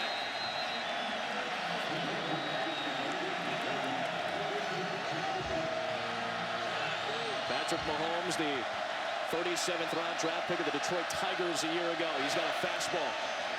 Unleashes it to the far side of the field. It's grabbed by Grant, and he steps out of bounds in front of Will Johnson. At the 34-yard line, getting closer and closer to Hatfield's potential field goal range. But again, they still have 2 timeouts to try to move the ball. On On second down, another screen thrown to the outside. This time it's Tony Brown. And Brown trying to lunge towards the sticks on his 12th career catch. And he is marked short, and that means that Texas Tech may have to use a timeout. However, there is a player injured on the field, and that's Balin Brown. Right tackle for Texas Tech, and that was a bad decision by the receiver, Brown, on the outside. You have to step out of bounds right there and preserve that timeout. And because Brown was unable to step out of bounds, the clock continues to move, and with an injured player inside of a minute, you get charged with a timeout anyway. So Texas Tech will get... We're going to measure for the first down. If they're short of the first down, there's a possibility of a 10-second runoff. And again, to avoid that 10-second runoff, Texas Tech would have to use the timeout anyway. The reason for the runoff is because of the injured player inside of a minute in the half. Otherwise, teams would use, and not to say that, this looks legitimate, obviously, for Brown, but teams in the past have been accused of leaving players on the ground to try to stop the clock and stop the momentum. You're exactly right. That's why the rule was put into place, because people were doing that late in games, late in half, late in games. Well, Balin Brown clearly looks to be favoring that left leg. The junior out of San Antonio, one of the 4 returning starters on this offensive line for Texas Tech. Now they are measuring here, as Mike DeFee said, and it is looking like it's going to be just short, based on the spot of the ball on the far side of the field. And indeed, it is a few chain lengths short. He'll have the explanation of the runoff and the timeout here. Short of the line to gain, has elected to take its second timeout of the half to avoid the 10-second run. Yeah, Adam, you explained that very well, and that's a benefit, obviously, of having timeouts late in the half or late in games, is because you can avoid a situation just like that. Those 10 seconds obviously are very valuable for Texas Tech to have an opportunity not just to get 3, but to potentially get this in the end zone. And again, you see the left leg is what Balin Brown was favoring. I hate it when they take those knee braces off those big guys up front. It's usually not a good sign. Emeka Okafor has come in to play right guard. Tony Morales moves to right tackle, and a big 3rd and 1 here for Texas Tech, trying to get points before the end of the half. Mahomes keeps it, and he's got the first down. Running towards the sideline and gets additional yardage and steps out near the 20. Excellent run by Pat Mahomes. 18 seconds left. They don't have to burn that final timeout. Watch Mahomes here. He's an efficient runner with the football. He's not fast, but he's a little shifty and elusive, and he typically gets the most out of any run that's there for him. They are in Hatfield's field goal range here. His long is 37 on the season. Of course, his high school long was 50, but they're in field goal range. Empty set, first down. Mahomes taking a shot to the end zone, and it's Austin picking it off. Dakota Austin thrust into duty with the injury to Sanchez, and he comes up with a huge interception, the 2nd of his career and his 1st in 2 seasons. And it's the 3rd pick of the day for Mahomes. And Dakota Austin gets a little redemption because, quite frankly, the play calling from Texas Tech was picking on number 27. Sanchez is out, and Austin has had some issues, probably 4 or 5, maybe even a half dozen routes completed on 27 in coverage. And this one was intended to Davis out wide, and then Dakota Austin redeems himself to some extent and picks that one off. That was big.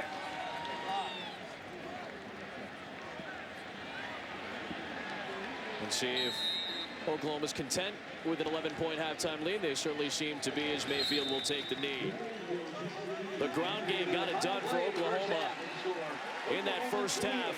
Takeaways, a huge story on both sides, and Austin comes away with an interception in the red zone to prevent Tech from scoring again after they had scored, taking advantage of 2 Oklahoma turnovers in that second quarter.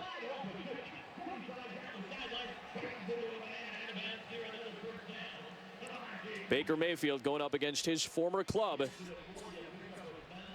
His ground game getting it done to the tune of 28 on the board. Seemed like he was a little bit amped up at the start of this game, but Mayfield certainly settled down, and Pirine and Mixon both got it done on the ground. And that's the way to get Mayfield settled down, right? Is to run the football right down the hill. Let's check in with Olivia Harlan with Bob Stoops. Coach, I know you wanted execution to accompany your tempo. Is the 200-plus rushing yards what you had in mind? Yeah, that's all positive, but the turnovers are horrible. We're up 21-3, chance to go up 24-3, 28-3 our end of the field, and we fumbled the ball. That's bad football, so we got to do a better job. Adjustments in the second half? Take care of the football more than anything. Thank you. Thank you.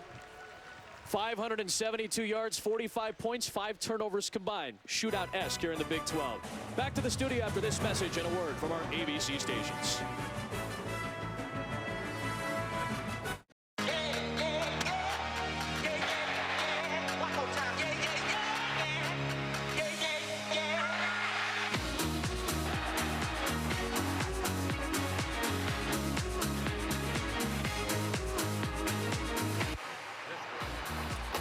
Marquee game in the Big 12 this week. A back-and-forth affair so far, but it's an 11-point lead for the number 17 ranked Oklahoma Sooners Texas Tech at halftime as we bring it back into the broadcast booth in Norman. Adam Amin, Kelly Stauffer, Olivia Harlan in a moment as well. What stuck out first half?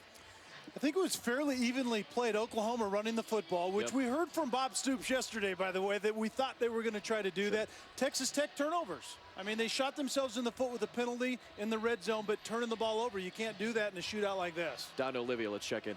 Yeah, guys, both teams converting off of turnovers in the first half. Most notably, Texas Tech's Patrick Mahomes with 3 picks. I asked Coach Kingsbury what he thought. He said it's not a quarterback doubt. It's just really good pass coverage from the Sooners. Not bad reads from Mahomes. And on defense, dealing with Oklahoma's ground attack, not necessarily their calling card. He said he knew this week they'd ramp it up. His halftime message to his team, protect the football. Olivia, Oklahoma 8th in the Big 12 in rushing coming into action today, but Samaje Perine had 132 yards in the first half. His second 100-yard game rushing this season. That's it, after he had a half dozen last year. Sooners defer to the second half. They get the ball from the 25-yard line as we take a look at our Pacific Life game summary. Hey, what do you know? The things that stuck out to Kelly to get to focus in on, along with the big story of the day, was Baker Mayfield coming in. Yeah.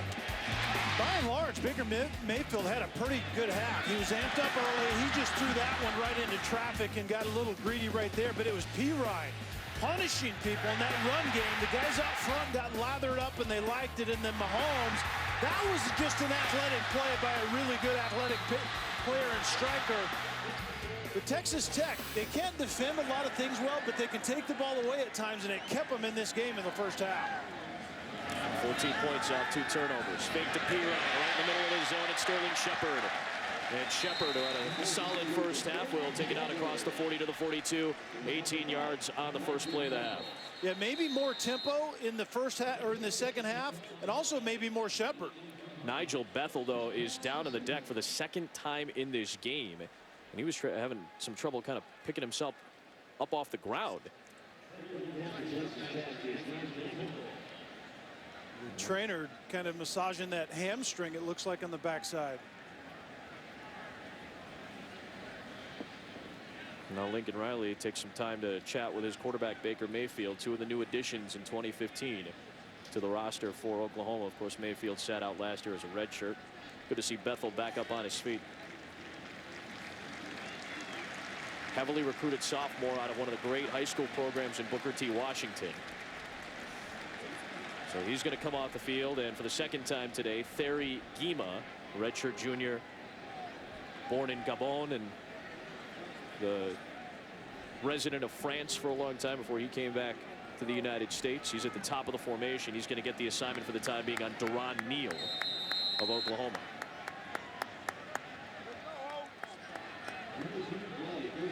So 1st and 10. There is Guima. 1 pick against Sam Houston State in the opener this season. It's now a top 10 FCS team in the Bearcats. Mayfield giving it to Joe Mixon. And there goes Joe Mixon with another big run and another burst. And Mixon taking it to the outside. Inside the 15. Biggest play of the day on the ground for the Oklahoma running game. 45 yards. As the pressure walks up in the box to the right, Mayfield does a great job of checking to a run to the left. Great line of scrimmage maintenance by the quarterback.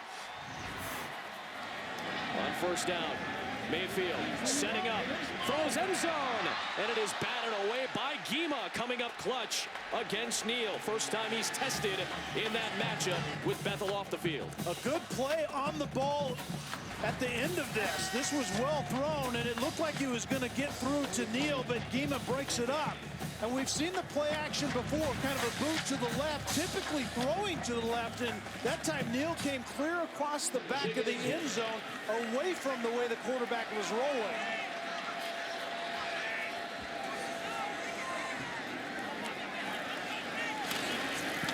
Off play action to Pirine. Mayfield throws end zone. He's got Andrews. This kid's some kind of red zone target, and the redshirt freshman hauls it in for another score.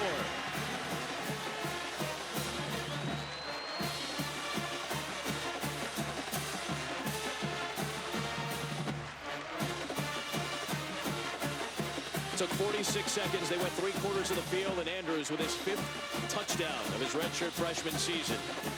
He was listed as a tight end in high school. He had Kyle Allen as his quarterback. He was one of the top-ranked tight ends in high school coming out, but he was no tight end. This guy, 6'5", 245. This guy played outside receiver in high school, has great hands, a massive body, and this guy is your typical red zone target. Well, Lincoln Riley was saying, you know, I'm trying to figure out how to use this guy. Well, you know what? You may want to use him like that. Mayfield knows how to use him. That's good stuff.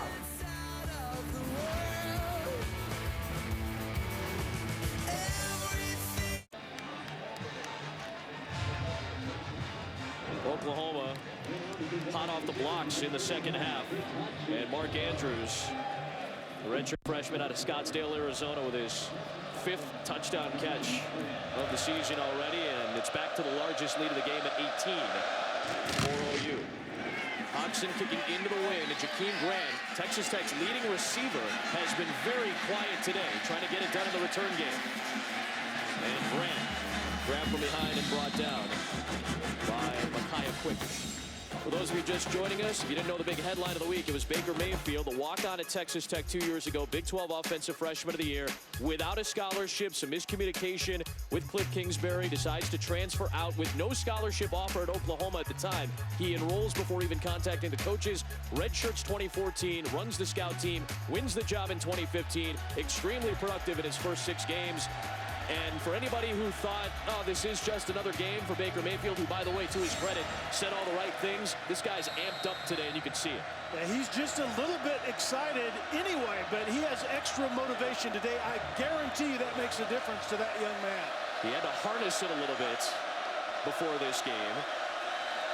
And so far, he's been rock solid for the most part. Mahomes for Grant, his 4th catch. And he takes it to the 32 as we check in with Olivia.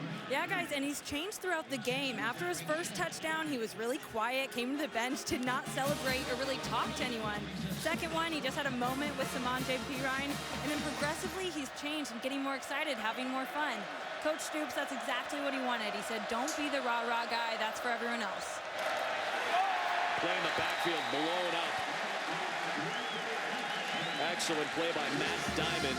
First-year starter who had a sack last week. He blows the play out of the backfield. It's 3rd down and 6. Adam Mayfield actually may have helped his defense right there. He was showing run on the sideline in his motion, and it definitely was a run that was blown up by his defense. He may be helping in more ways than one. Patrick Mahomes trying to keep Texas Tech in it. Spreads it out with 5 wide.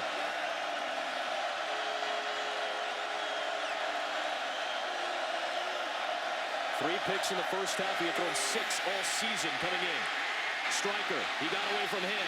They got away from Alexander and got the first down. Excellent play by Patrick Mahomes. Continues to be slippery and elusive. And this might be the best part of Mahomes' offense right here. The stuff that goes off script as we see that Texas Tech is going to hurry up again. But all of that was outside the design of the play and running away from some pretty good defenders from Oklahoma. And 2 of the top tacklers in the Big 12, as a matter of fact. Grant is lined up. That running back here next to Mahomes, and in Oklahoma maybe saw that and wanted to take a timeout. Trying to get Grant involved. He has had a quiet day. Texas Tech trying to get something going. It's at 10:30 Wednesday on ESPN. ESPN College Football, brought to you by Heineken. Open your world. Enjoy responsibly.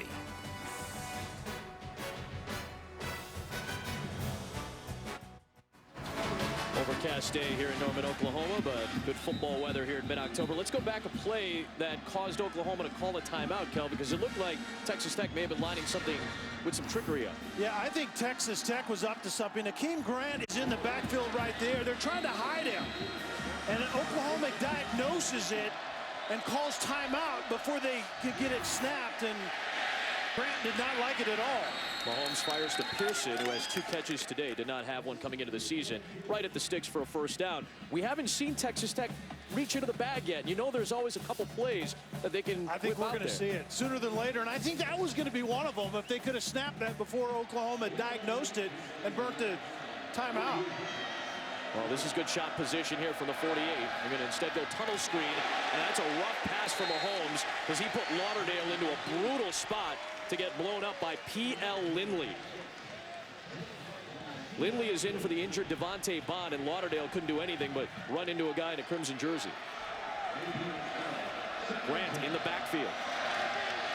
On second down, Mahomes dumps it off. This is Grant. And he lost his footing as he got stretched out to the sideline by Frank Shannon. And Adam, that was a good job by Shannon. You had it exactly right. Grant was in the backfield, and what happens is you run everyone off the coverage, and then you release Grant and throw it to him. Now he's matched up on a linebacker, but Shannon did a good job of chasing him down. 6 of 10 on third down so far today is Texas Tech, but they need a crucial one here. Down by 18 in the third.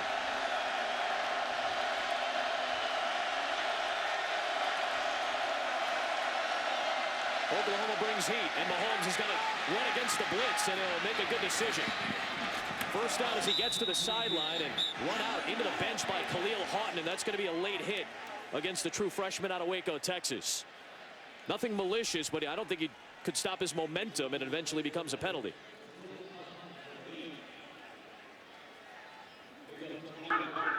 After the play, personal foul. They hit out of bounds. Defense number 8. 15-yard penalty to be added to the dead ball spot. Automatic first down. Highly sought after safety is Khalil Houghton, but that's a clear late hit. He made some significant contact after the play. Yeah, quarterback Mahomes was obviously well out of bounds, and a good job by Mahomes of knowing what direction to escape that time. The spinner safety was rotating to a one-high look and left a lot of room to the right side for Mahomes. And I think Oklahoma was bringing at least 5, maybe even 6 on that play, and all of a sudden there's a lot of space and a lot of green in front of him. And that's what Mike Stoops likes to do. They like to play a lot of one-high safety with man-to-man underneath, and Mahomes has to know where the spinner safety is coming from. That time they rotated to the right and left a lot of room out to the right in the flat. Mahomes has actually been one of the best rushers for Texas Tech today, averaging nearly 7 a carry. He's got 68 yards on the ground. DeAndre Washington has 72. But in the meantime, Adam, Texas Tech looking to cash one in right here and get back in this thing again. Every time it seems like Oklahoma has Texas Tech on the ropes, here comes Texas Tech once again. Had to add about 20 seconds back to the clock as Washington has a block in front, and he's got very little room to go anywhere as Matt Romar, who had a fantastic game, a couple of weeks back against Texas, is there to make the stop. Yeah, Romar was blowing up Texas in the front 7 and then got hurt, and he is a very active player at 6 foot, 290 pounds, like a bowling ball in there.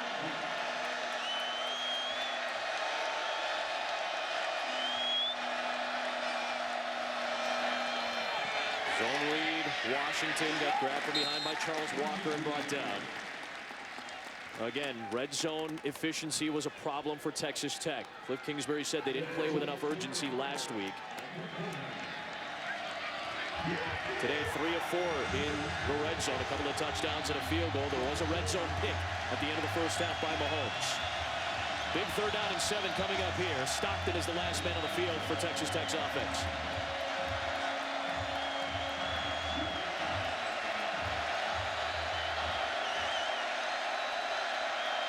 And they line up the receivers very wide. Now they bring one closer to the line. And Stockton on 3rd down has nowhere to go. Oklahoma stout in the middle. And maybe a surprising play call on 3rd and a little longer than medium. That was my 3rd and 6 or 7. I was going to say the exact same thing. That was a little interesting. When you have an offense that's predicated on going horizontally so you can go vertically, and then you run right up into the mouth of a defense. I didn't understand that one at all. And that might have been all on the quarterback, because I don't know that Cliff Kingsbury understood it. The look on his face right there.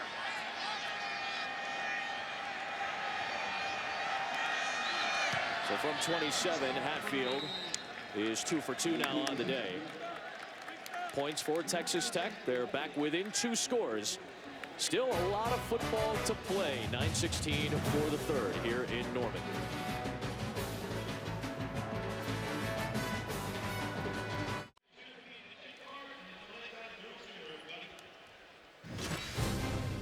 Well, for a lot of Oklahoma fans, their quarterback of old, Landry Jones, came on for the Pittsburgh Steelers and actually helped beat the Arizona Cardinals, just their 2nd loss. Arizona at 4-2 gets set to host the 1-5 Baltimore Ravens. Flacco trying to get the Ravens off the ground a little bit. Monday Night Countdown starts at 6 on ESPN. Landry Jones slated to make his first career start against the Kansas City Chiefs.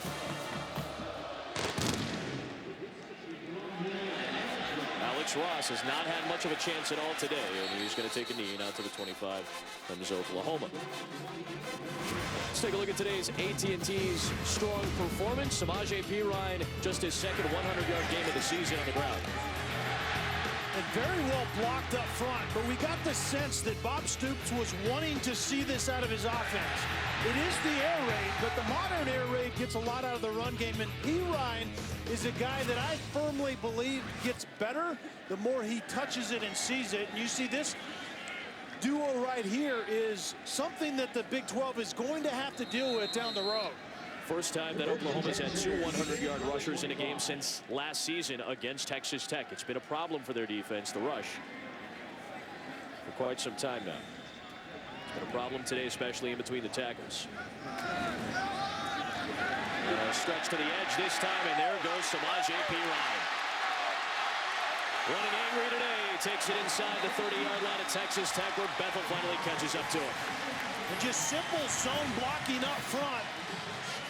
The offensive line, the more you run the football, the more they get lathered up and get a feel for the running back behind them, and they're feeling it right now at Oklahoma. Longest run of the season for Oklahoma, that was 48 yards. This is Jeffrey Mead with his 4th catch of his career. But Perine has helped Oklahoma's rushing attack put together a season-high 309 and counting here in the 3rd quarter. And remember, coming into this year, Adam, Oklahoma was replacing 3/5 of their offensive line, and they had a very good offensive line a year ago. They lost 5 guys that had a collective 145 starts. They're just now starting to get settled in this season. Especially at the tackle spot. Darrell Williams, Tyrus Thompson, both NFL draft picks last season.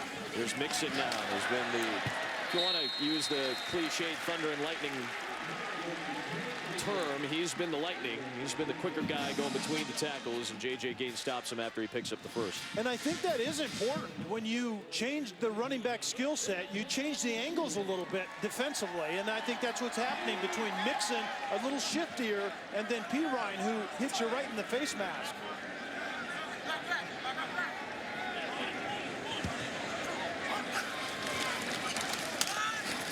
Mixon breaks 1 tackle in the backfield, and Mixon breaks off a first down run inside the 5. He's fired up now too. Dragging Johnson and Allen with him. It's 1st and goal. Oklahoma, and the running attack has been something else today. Patience and vision. Mixon showed it right there.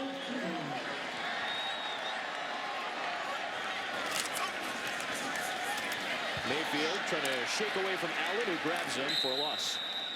The play by Dakota Allen, the redshirt freshman, one of the top tacklers already in the Big 12, stopping Mayfield.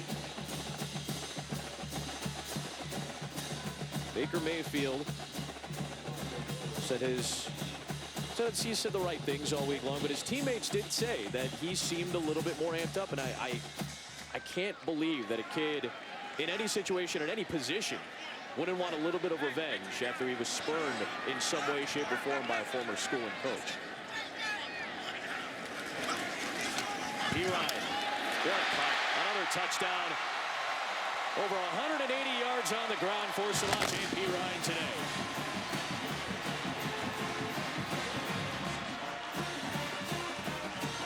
Dimitri Flowers, who's an H-back, fullback type of guy, number 36, did such a good job of slicing across the formation, kicking out, but you called it, Adam, to plant that left foot and get down into the end zone.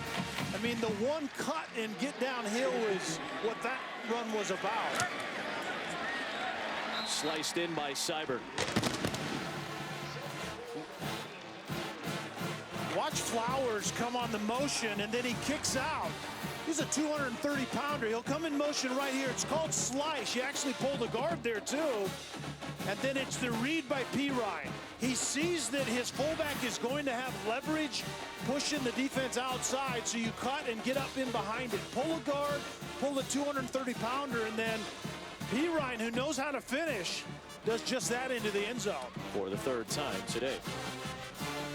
When we're done here in Norman on ABC Saturday Night Football presented by Walmart, one of the great running backs in the country, you'll see Ezekiel Elliott with new starting quarterback J.T. Barrett for the #1 Ohio State Buckeyes into the birthplace of college football at Rutgers.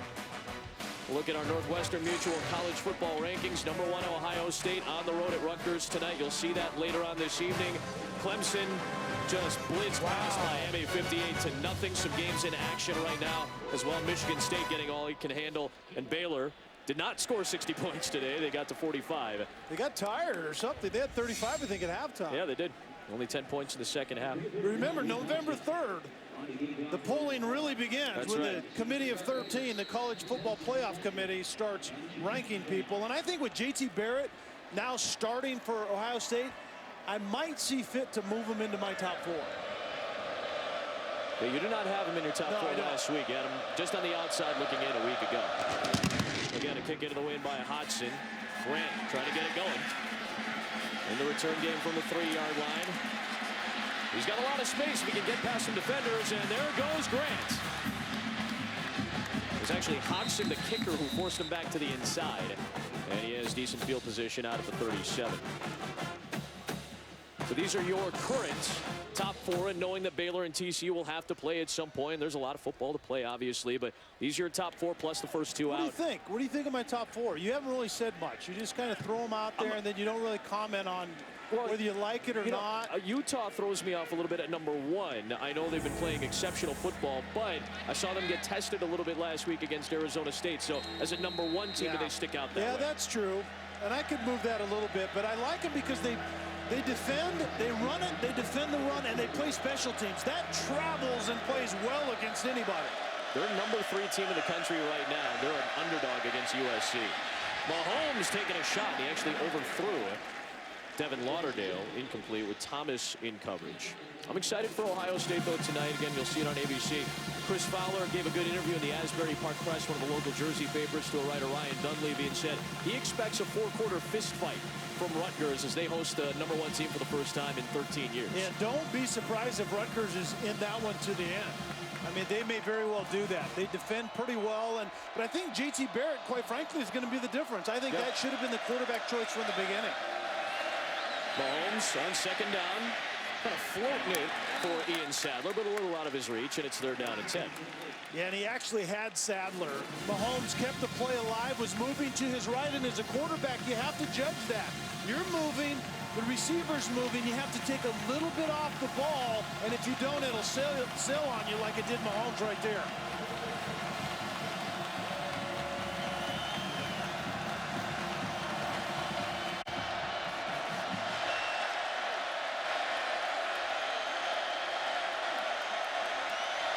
On 3rd down, Mahomes, another shot, this time to the outside. And it's grabbed by Lauderdale as he's ripped down by Thomas. A good play for Texas Tech to get into Oklahoma territory. You Jordan Thomas was on the coverage and just man-to-man outside. We've seen a lot of that. One high safety, man-to-man underneath, and Lauderdale did a nice job of coming back for that ball. Screen thrown out to the sideline for Reggie Davis. But grabbed at the ankles by Will Johnson, who's done a nice job as the nickel today, but may have tweaked something as he is gingerly getting back up and trying to work his way back, and he's down on the deck.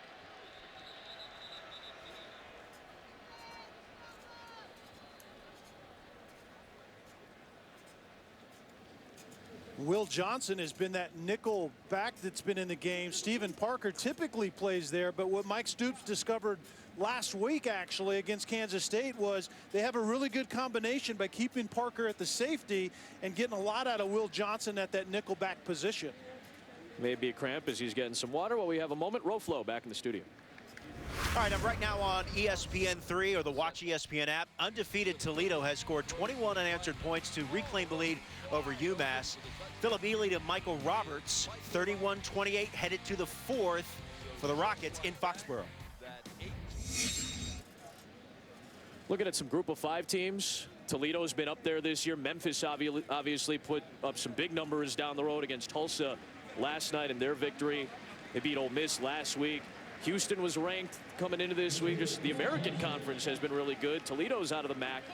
These are teams that could make some serious impact as we get closer towards the college football playoff rankings. Yeah, the AAC certainly is making some noise. In Boise State, they got taken out behind the woodshed by Utah State 2 weeks ago. And then Utah State has the same thing happen to them against San Diego State. So I think certainly Boise State is completely out of the picture. They were probably my favorite to be that team this year. And I can't forget about the Temple Owls. They've got a game against Notre Dame coming up next week. That's going to be pretty big. Sadler has the first down. And Sadler shoved out of bounds inside the Oklahoma 30-yard line. The Sadler was running an out route on Frank Shannon in that linebacker position. And trust me, if Oklahoma has to make a living at that, Texas Tech wants to go back to it again. That's a mismatch. Option, Mahomes forced to keep it. Got past Stryker with a flag thrown on the play. And dumped down at about the 23-yard line. I'll have to check the marker here.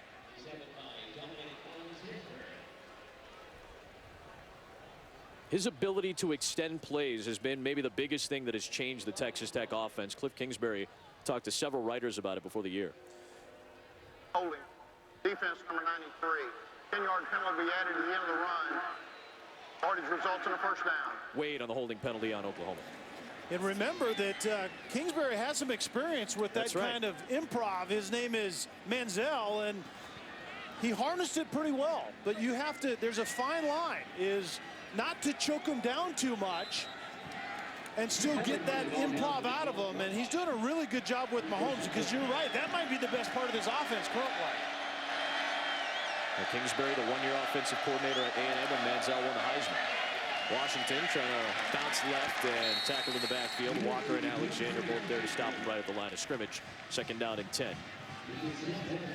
And don't take away what makes him special, and that might be what really makes Pat Mahomes a special player, his ability to use his feet in a really impressive fashion.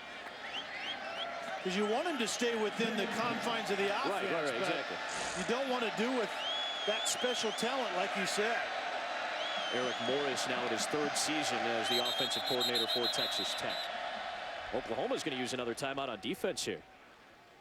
Oklahoma takes a second timeout. 5 minutes to go here in the 3rd. Texas Tech trying to get a touchdown, but they're in field goal range as we celebrate the 11th year of the All-State Nets, sponsoring the Good Hands Field Goal Nets. All-State makes contributions to participating universities' general scholarship funds for every field goal and extra point kick. And to date, All-State has contributed millions in scholarship funds.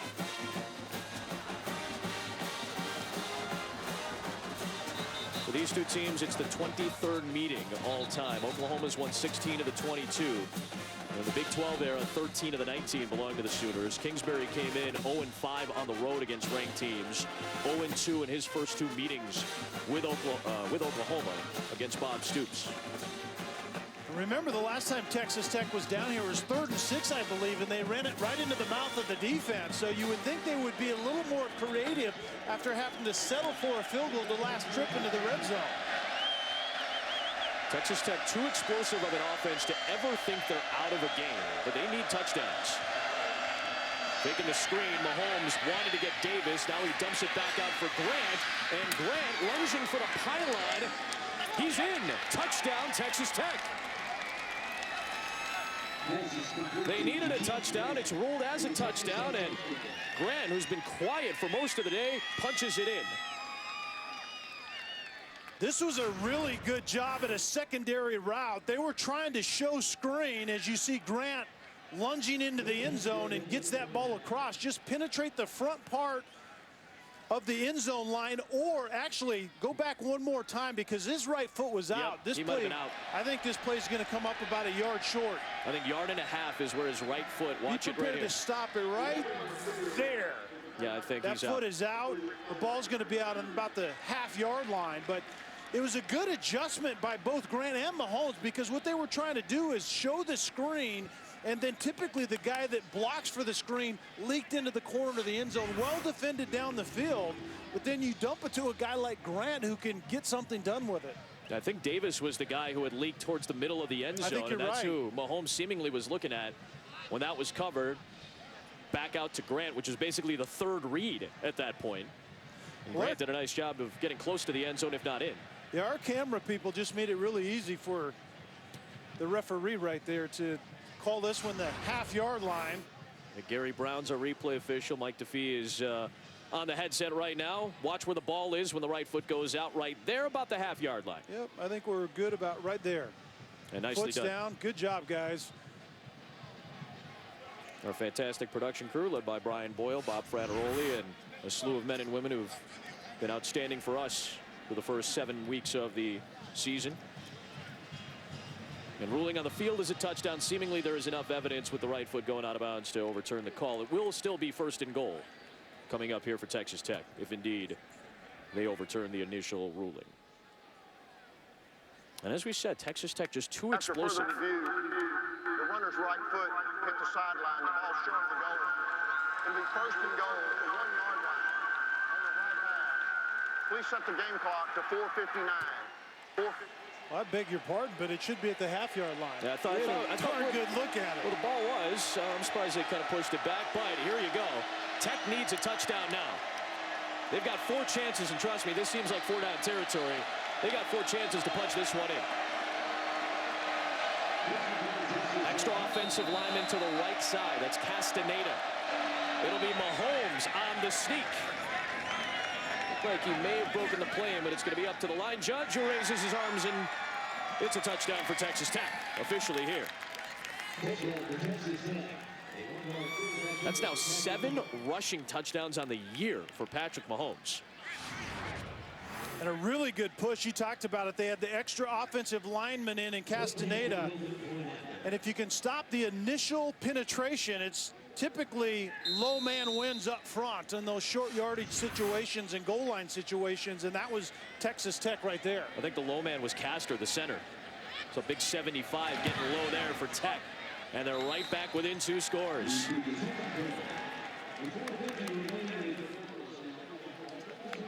So still inside of 5 to play. A lot of time in this game for 2 explosive offenses to try to make something work, as you see Castor on the sideline.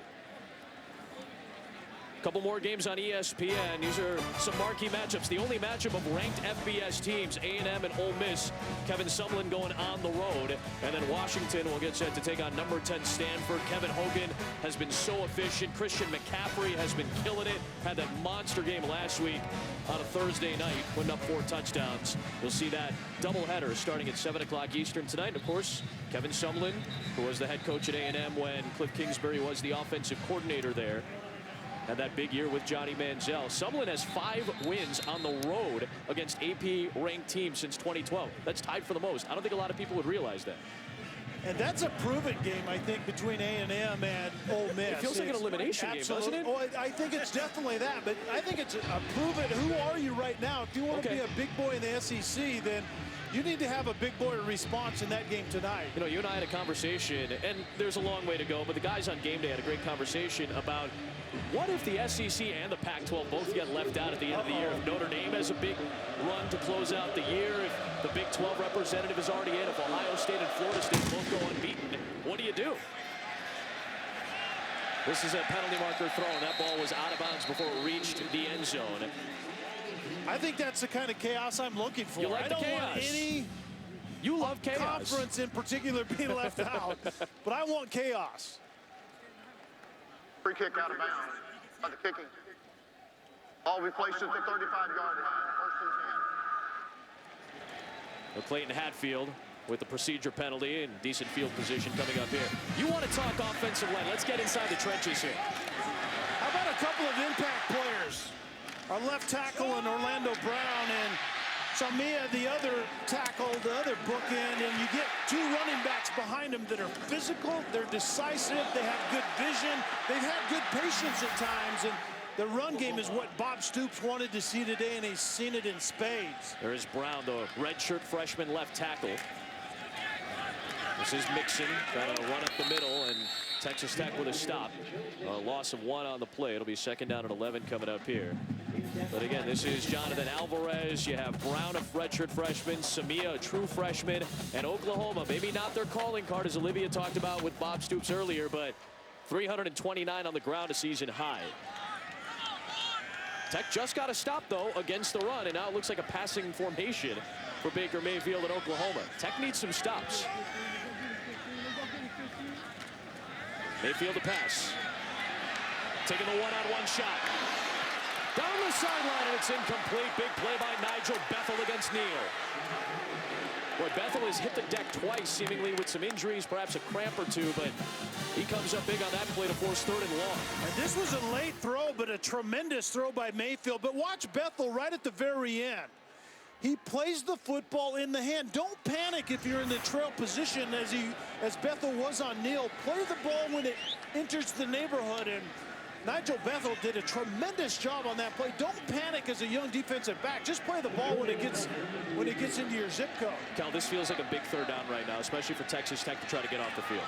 I couldn't agree more. It's a 4-man rush. Mayfield, a little bit of pressure. Mixon with a one-handed catch. Can anybody tackle him in the open field? They cannot. At least not before he gets the first down. Joe Mixon playing with some fire today, and he picks up 13. And Robertson, who is a huge cog in this Texas Tech defense, the heartbeat of that D was down. But watch the catch on this screen, and very good job of setting it up out front, but the adjustment, the body position by Mixon to catch that football. And it was Nigel Bethel on that play that missed the tackle, but it was more about just getting a snoot full of number 25 Joe Mixon on that. What of a finisher of plays. Both running backs, Mixon and P-line, they make you earn it when you come to tackle those two. Mixon still in along with Flowers. Going right back to him. Trying to find an alley. And it seems like he gets contacted, that time by Allen, and then he still runs for 3 or 4, maybe even 5 extra yards. Picks up 8 on that play when it felt like it could have only been 4 or 5. And the good running backs always fall forward when they're tackled, and both P-Ryan and Mixon have done a very good job of that today. Look at that, 10 yards a carry. Well, another Texas Tech player is down, and you wonder if it is cramps right now. We've seen it happen a couple of times, at least based on how the training staff has come out to try to look at some players. And Justin Nelson is actually holding his right hand. Yeah. You can't get off the field when your right hand is hurt. That's what they're taught these days, though. You know, to slow down these fast offenses, even if it's an upper body injury, go to the ground and buy some time. Yeah, the crowd booed. They thought that that's what they were on the same line of thinking as you, as Nelson has to get helped up.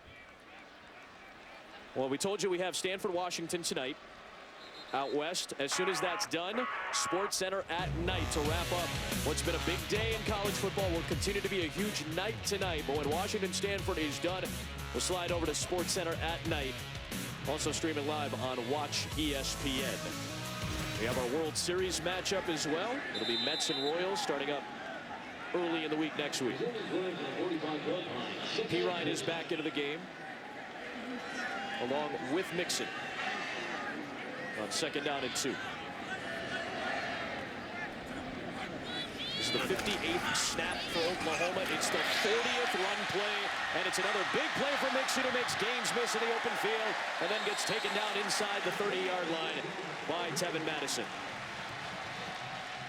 And Adam, out of that two-back run game, everything is saying run left on that side, but if you don't close the back door defensively, Mixon has already demonstrated the ability to get there both with vision and with speed, and he does it on that play, the cut back to the right. Now both Pirine and Mixon are up above 150 yards on the day. 186 for Pirine, 152 for Mixon. They've combined for 5 rushing touchdowns.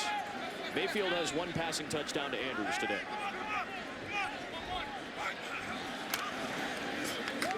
Mixon is grabbed and brought down. Good play by Awe. That'll force 2nd and long. We've seen that already on this drive. 2nd and long, 3rd and long, but Texas Tech's defense spending a lot of time on the field.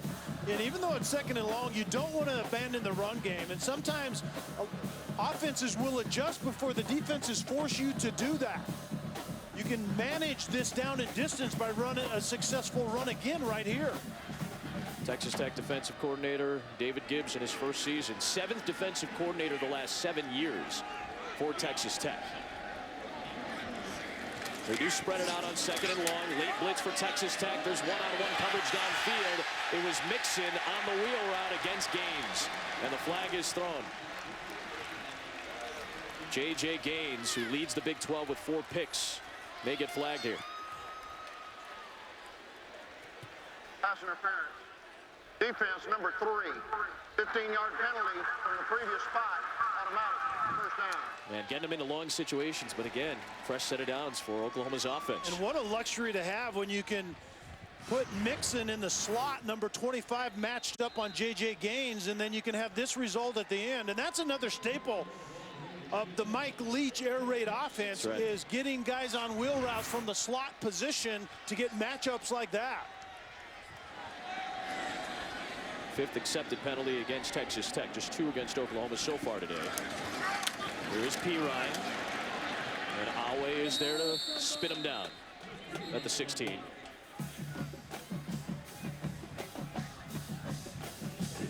Awe, born in Lagos, Nigeria. One of the top tacklers in the Big 12. We have another injury here. Yeah, looks like Dakota. Nope, that is not Dakota Allen. That is Demetrius Alston, a senior out of Norcross, Georgia, the junior college transfer. Let's check in with Robert in the studio. All right, Adam, number 8 Alabama has won 57 consecutive games against unranked opponents, but Tennessee's Jalen Hurd gives the Vols a 4th quarter lead at 14-13 in Tuscaloosa. Tennessee hasn't won against Alabama on the 3rd Saturday in October since that Arian Foster comeback some time ago, almost a decade ago, I think. So Alston's getting tended to. Let's check in with Olivia on the sideline. Guys, Texas Tech corner Justice Nelson, he went down with a hand injury on that last play, on that last drive, and Oklahoma fans were booing. Well, he came to the sideline and his hand was shaking, and trainers asked him to make a fist, and he could not close his hand in a full fist. They just took him into the locker room. But Olivia, you said he went down with a hand injury. That's a problem I have. You don't go down with a hand injury. You go off to the sideline with a hand injury, and I think that's what the crowd doesn't like right now. All of a sudden, there's some injuries showing up when Oklahoma wants to put the pedal to the metal. 2nd down, 10 coming up here. Some might call it gamesmanship, right? Yeah, they might call it something else where I come from. 2nd down, 10 with Pirine in the backfield with Mayfield. The fake, the slant behind Westbrook, incomplete. Big 3rd down here again as well. But at this point, a field goal does make it a 3-score lead for Oklahoma. They've been good on 3rd down so far, and Texas Tech has done them some favors too. Right now you have Shepard, Sterling Shepard up by himself up here with 3 receivers away from him. You would think they would try to find number 3 sooner or later. Matched up with Bethel at the top. And you see the safety creeping over to give help over the number 1 receiver as well.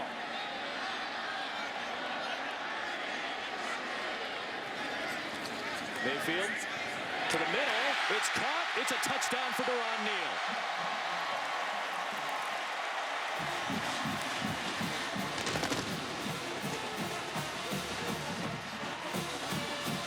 A backbreaker for Oklahoma. And the second touchdown pass of the day for Baker Mayfield. Man, it's been some third quarter offensively for the Sooners. Mayfield stared down his receiver Neal for quite some time, and Johnson, the safety, broke on it. It just took a bad angle. 22-point lead now for Oklahoma. And watch where Mayfield's head goes initially. He's staring down Neal early on, and then number 7 at the top right there is Johnson. Just takes a bad angle. He diagnoses the route, but doesn't see the route to finish on the same line as the football. You see right there, in the end, Johnson ends up deeper than the receiver did. He did all the hard work, just didn't finish properly in the proper angle. 1:03 to play third quarter. Oklahoma at one point led by 18. Texas Tech was able to cut it back to 1 score, but back to a 22-point game from Memorial Stadium. Adam Amin, Kelly Stauffer, Olivia Harlan. Marquee game of the Big 12 this week. With Texas Tech and that high-powered offense trying to come on the road and get a ranked win on the road for the first time under Cliff Kingsbury. But Oklahoma, which has one blemish on its season, and that was that get behind quick and watch Texas churn away the clock type of game where they just could not get the offense going. Their offense has been really good the last few weeks. 55-0 last week against K-State, and now 49 points, not even through 3 quarters here today against Texas Tech. And really, Oklahoma outplayed Texas the majority of that game, quite frankly. They were down 14-0 early and outscored them 17-10 the rest of the way. And the offense just started a little bit too slow. Into the win, the kick for Grant from the goal line. 3 kick return touchdowns in Grant's career. He's had a couple of good returns, but it's chopped down by Haughton, shy of the 20-yard line at the 17. So this is what we got going on tonight. Big matchups on the ESPN networks. Again, A&M on the road at Ole Miss. Sumlin, 5 road wins since 2012. 28 straight ACC wins, but Florida State has to go on the road tonight. Stanford at home. They had a long stretch where they couldn't beat Washington. They won 6 of the last 7. And then J.T. Barrett expecting the 4-quarter fist fight tonight with Rutgers. And don't sleep on Georgia Tech. Florida State happened to go to play Georgia Tech on the road either. It's about time that offense gets on track. And it's always a difficult offense to defend. Mahomes to the sideline and caught by Lauderdale for a first down. You know, we were talking about those scenarios, and I just thought it was interesting because the Game Day gang made some good points. If, say, Notre Dame makes a big run, they've got Stanford at the end of the year. They're a one-loss team to Clemson. How do you keep them out potentially of the mix? And who gets the short end of the stick? Is it the SEC? Is it the Pac-12? This still feels like, and I know we're using basketball terms, but this is, most conferences are one-big conferences, and eventually one team is going to come out of this Big 12, the victor through that November eliminator. So do you keep them out, or do you put them in if the team is undefeated? I think there's so many interesting scenarios as we're diving into the second half of the year. Second down 8, Mahomes out wide for Sadler. Pushes away Austin with a stiff arm and then gets brought down by Johnson. That's why that A&M Ole Miss matchup feels big tonight. That feels like an elimination game. I think you're right. I think that's a fair title for that game, elimination game. I think the Ole Miss winning out is maybe the SEC's worst case scenario, to be quite honest with you. Because they've lost a couple times, including a loss to Memphis earlier this season, lost to Florida. Here is Oklahoma with a 22-point lead. Impressive third quarter, 3 long drives for touchdowns. ESPN College Football continues after this message and a word from our ABC stations.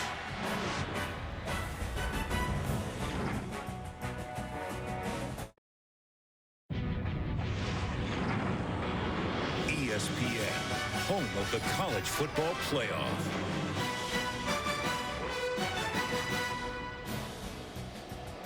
Back in Norman, Oklahoma, start of the fourth quarter, as Oklahoma has bulged its lead out to 49-27. Third down and about 2.5 coming up here for Texas Tech.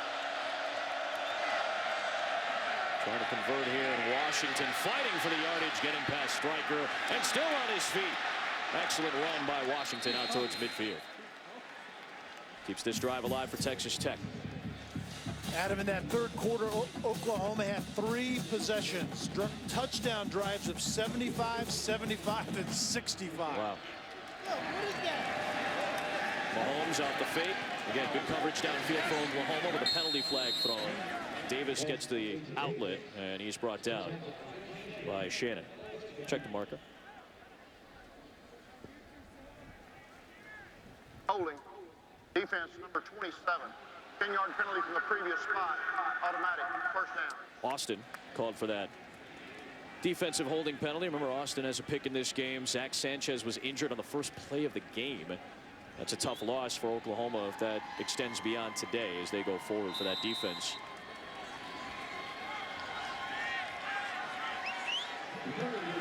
.529 yards for Oklahoma. Texas Tech 376 so far. Pressure from the nickelback Johnson, forcing Mahomes to scramble out of the pocket, and Kingsbury ended up banging into Dominique Alexander there on the sideline. I think they might throw a flag for grounding. You got to get out of the pocket, but if you're out of the pocket, you have to throw it past the line of scrimmage. And maybe the argument here is that Mahomes banged it down on the ground shy of the line of scrimmage, which would have been the 40. Yeah, I think you're exactly right. Mahomes knows it, I think, right now, based on him shaking his head right there. He threw it into the ground.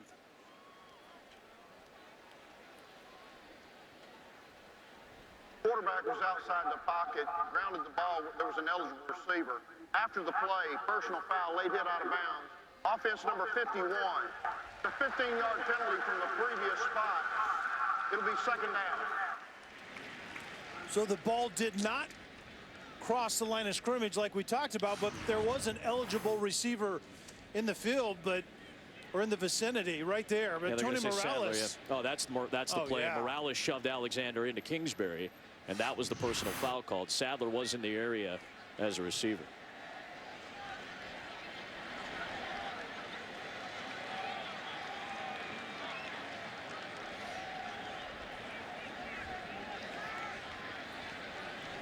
And Morales, one of the new members of that offensive line. So second down and a quarter of the field now for Texas Tech.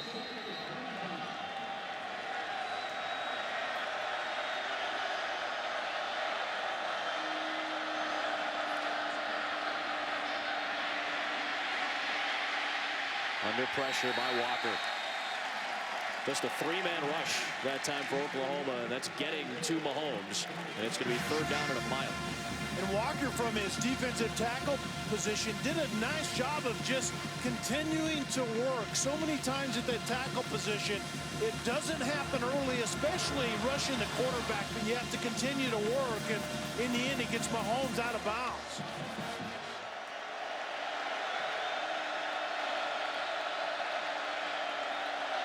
Not an easy way to extend the drive.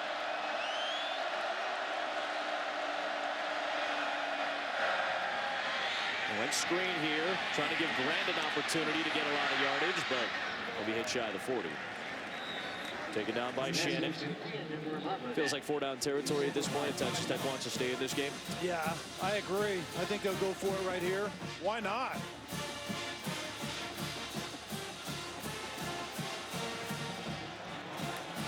We'll need about 11 yards here.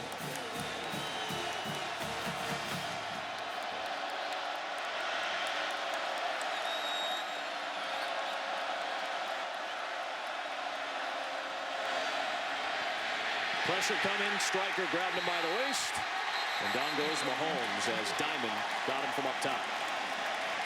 Turnover on downs, and Oklahoma takes over. Stryker got off the ball so quickly, that play had no chance.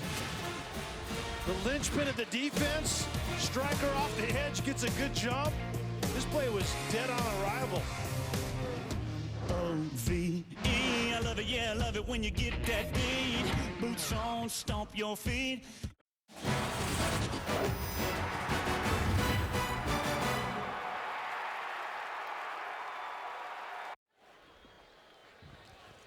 Well, Only Baylor has averaged more total yards per game. Only Bowling Green State has had more passing yards per game than Texas Tech so far this season. But for the most part, Oklahoma's defense has stymied what has been an explosive Texas Tech offense all year. They just scored 30 in every game. And another big run here for Samaje Perine as he works into Texas Tech territory, running into Gima. His second down here. Perine getting close to 200 yards on the day.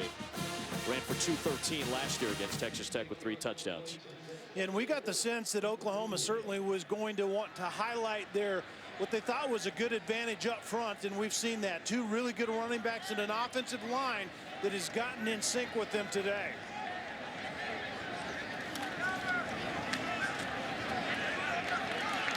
Nothing much there as Dakota Allen makes the stop.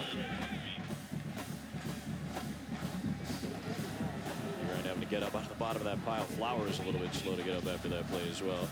Perine and Mixon both over 150 plus. Look at that average. Man, that's incredible. Again, this was the biggest issue. Texas Tech's defense has been bad this year, and their defensive coordinator said as much, David Gibbs. But you know what you're getting when you get to Texas Tech. It's a rebuilding job on that side of the football, and Texas Tech is trying to improve the defense. They didn't play poorly against 2 lesser opponents in this conference in Iowa State and Kansas. They played well in those games coming into this, so you felt maybe some confidence for these guys on the defensive side of the football. But again, he knows what is at stake and what is going to be necessary to try to improve what is a defense that's been a little leaky this year and in years past.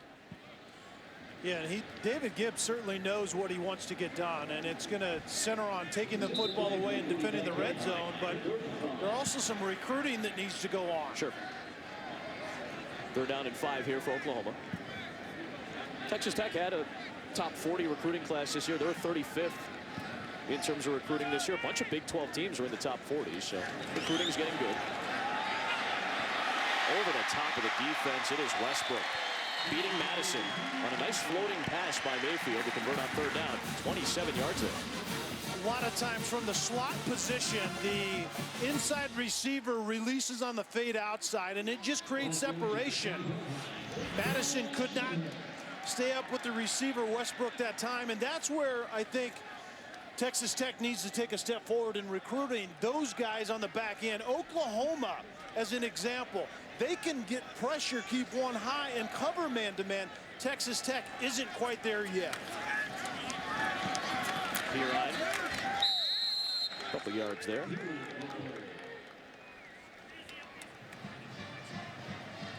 We talked about the kind of the dress rehearsal for Oklahoma going forward, and David Gibbs knows that he has his hands full, and he knows he has some pieces to add to the puzzle. But Oklahoma going forward, remember, they still have the gauntlet to run down the stretch. TCU, Baylor, and Oklahoma State. So offensively and defensively, Oklahoma is still going to be tested down the road more than they have at this point in the season.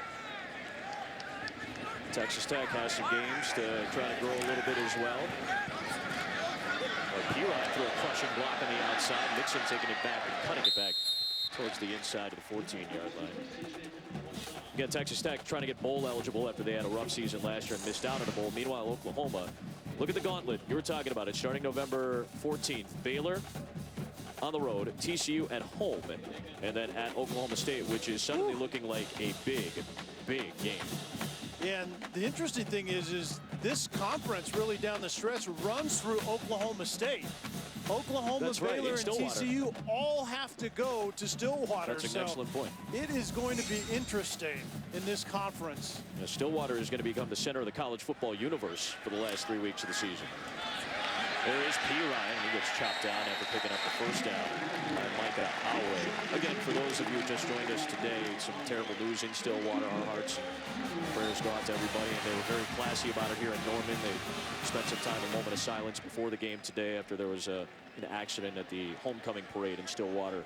Oklahoma State did play as scheduled, and Oklahoma State was in control most of their game earlier today.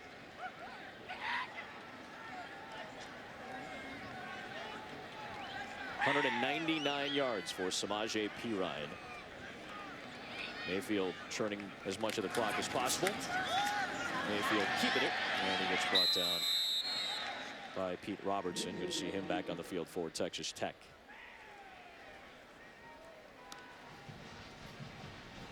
Mayfield 14 of 21, over 200 yards passing, an early interception, but a couple of touchdowns since.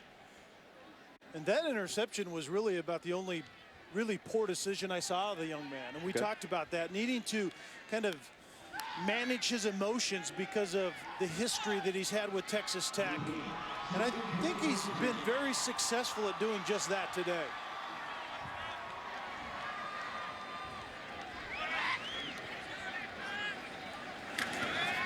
Neal, Shepard blocking, and Neal steps out near the 5. And there is a penalty marker thrown after the play. Deshaun Johnson was coming out of bounds.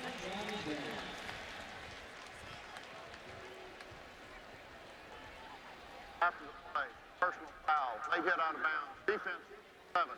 Half the distance to the goal, automatic first down. First down anyway, and not going to hurt you much in terms of penalty yardage, about the 2.5-yard line or so. And it was way late. You can see number 7 is going to come flying in right there. And Neal is clearly out of bounds. It was interesting to see Sterling Shepard's reaction on that play, because in this air raid system, the wide receivers really have to block on screens, and Shepard felt that he blocked it up really well and thought Neal was very late getting to the outside. He thought he blocked well enough to take Neal into the end zone. You have to be a good blocking wide receiver in both of these offenses with all the perimeter stuff these two teams do. Pirine over 200 yards, and Pirine lunging in for touchdown number 4 today. The breakout game that Oklahoma and Bob Stoops was hoping for from Samaje Pirine. 55 points back-to-back weeks for the Sooners. Last year, Pirine had 263 carries for over 1,700 yards, 21 touchdowns, and some people were wondering, is there anything wrong with him? Because his numbers were somewhat pedestrian compared to that. But this is what the young man can do. He wears on people, and he finishes drives, and it's just a different approach now, schematically, that, quite frankly, Lincoln Riley is finding out how to use the guys he has at running back. Oklahoma snapped it 71 times. 49 snaps have been Russians today.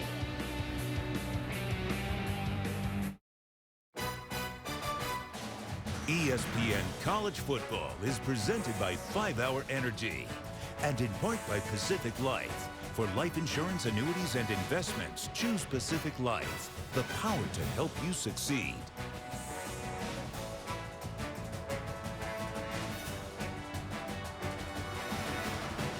Feels like fall here in Norman, Oklahoma, as we dove into the second half of the college football season. Nobody's in the library right now here on the campus. Library. Whoa! That takes some guts right there. Looks like our producer and director on after the game. That's what they do. This is what they're going to do. I'm excited to see it. Pirine, 4 touchdowns. Had that big 5-touchdown, 427-yard game against Kansas last year, setting the FBS record a week after Melvin Gordon and busted LT's record. Belongs to Pirine now. He's got 4 scores, and we've got Roflo in the studio. Robert. All right, Adam, when last we left, Tennessee had taken the lead, but Alabama marched right down the field. Derrick Henry ends up being the game-winning touchdown. He has now rushed for touchdown in 13 straight games. Coming up here on ABC, 8 o'clock Eastern. Number 1 Ohio State and Ezekiel Elliott on the road against Rutgers. We're talking about big-time running backs. Ezekiel Elliott, certainly one of them, and throughout the season, he's still been the constant. Regardless of who's been the quarterback at Ohio State, whether it's Ben Jones and now J.T. Barrett getting the start tonight for the first time this year. Elliott's been a constant back there.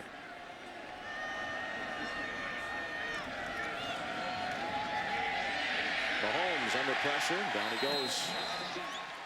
Eric Stryker in on it. Along with big number 97, Charles Walker. Stryker is that linchpin defensively for Mike Stoops. He gives him so much versatility. Is he a linebacker or is he an edge rusher? Mahomes plenty of time all day to throw. And the release to the outside for Davis in front of Austin, who grabs him before he can get the first down. Tell you what, Dakota Austin is getting baptized today, isn't he? He's had a lot of action. Zach Sanchez went down early in this game, and they're already missing Marcus Green as well at that quarterback position. And Dakota Austin is getting some good work. Third down 1. Keep it on the ground here, and a stumbling Washington is able to hold on to it. Keep his feet enough to grab the first down, running into Shannon. Texas Tech going forward. They're going to have Oklahoma State at home next week. That's about a 50-50 shot in terms of what the FPI predicts that game to look like. Both teams, at least coming into this week. That ball deflected out of the hand of Mahomes, and Alexander dives to it to try to pick it up. He's got the interception. It was deflected by DJ Ward, tomahawking the right arm of Patrick Mahomes to float that ball and flutter it into the air for Alexander. And Ward was running the edge on the backside right there, the hand just as the ball is going forward. Very good job by Ward finding the football, even if you don't get to the quarterback.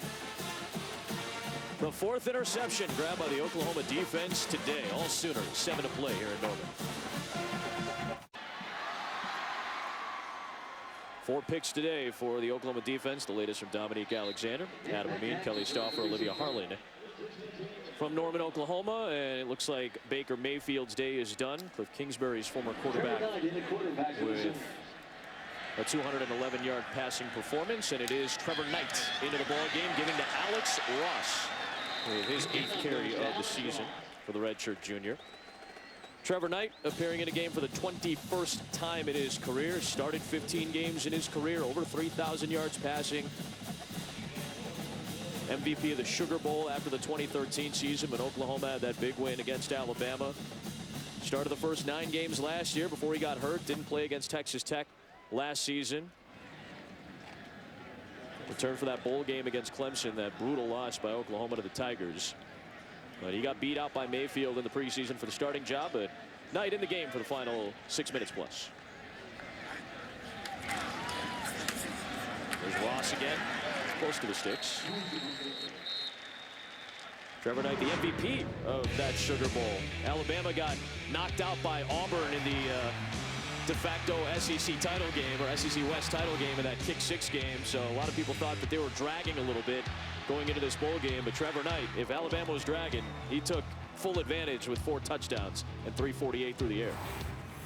One of the sharpest, most efficient performances I've seen out of a quarterback. Yeah. I mean, Trevor Knight was unreal, and it really elevated the expectations going into 2014, I think, in a level that they actually weren't really ready to ascend to be quite honest with you, and they kind of fell off in 2014. Knight keeps it, first down. I think both these teams had disappointing seasons last year. Obviously, Texas Tech's first year with Cliff Kingsbury was so good. They went 8-5. They won a bowl game, and granted, they had a hot start to that year and a cold finish. But last season, a lot of injuries for Tech. They go 4-8. Oklahoma, which had won 10 games or more in 4 straight years, they end up going just 8-5 after they got off to a really good start last season as well. There's a lot of disappointment in these 2 programs at the end of last season, and you got the feeling that they both felt that they could bounce back. When you talk to the coaching staffs, both felt like this year could be a much bigger year for both. Ross stacked up by Jenkins. Allen trying to rip it away. Second down coming up. Well, and Adam, the way that 2014 ended is exactly what ushered in changes on the offensive side with Bob Stoops. You know, he talked about it. He kind of took credit for the air raid stuff hitting the table with Mike Leach. Hired him here after he took the head job, and he said, you know, it permeates college football, but I wasn't really benefiting from that. And so he goes and finds a guy in Lincoln Riley who's in that lineage and says, you know what, I want to start doing this offensively again. But I think right now Lincoln Riley's trying to find the blend between the physical run game that we saw here today and also the air raid concepts that really are difficult to defend in the pass game. This offense wasn't that good against Tennessee. They won that game, but they got up to a very slow start in that game. They were not very good against Texas. No. And Bob Stoops was quick to point that out, because we asked him, is Lincoln Riley doing the things that you kind of expected when you brought him in? He said, well, let me first say, we got wins, but we struggled. It was inconsistent against Texas and Tennessee. And consistency, I'm sure, like every coach in college football, the key word is consistency. Yeah, and that's what he said, inconsistent. I love what he's doing, but we're inconsistent. Well, what's inconsistent about it primarily was what was happening on the line of scrimmage with 3 young players. And I think as those players are getting ramped up, I think this offense is fixing to launch. And down the stretch, I think Lincoln Riley is going to have a lot of weapons in his hands. Final Oklahoma timeout. We'll step aside as well.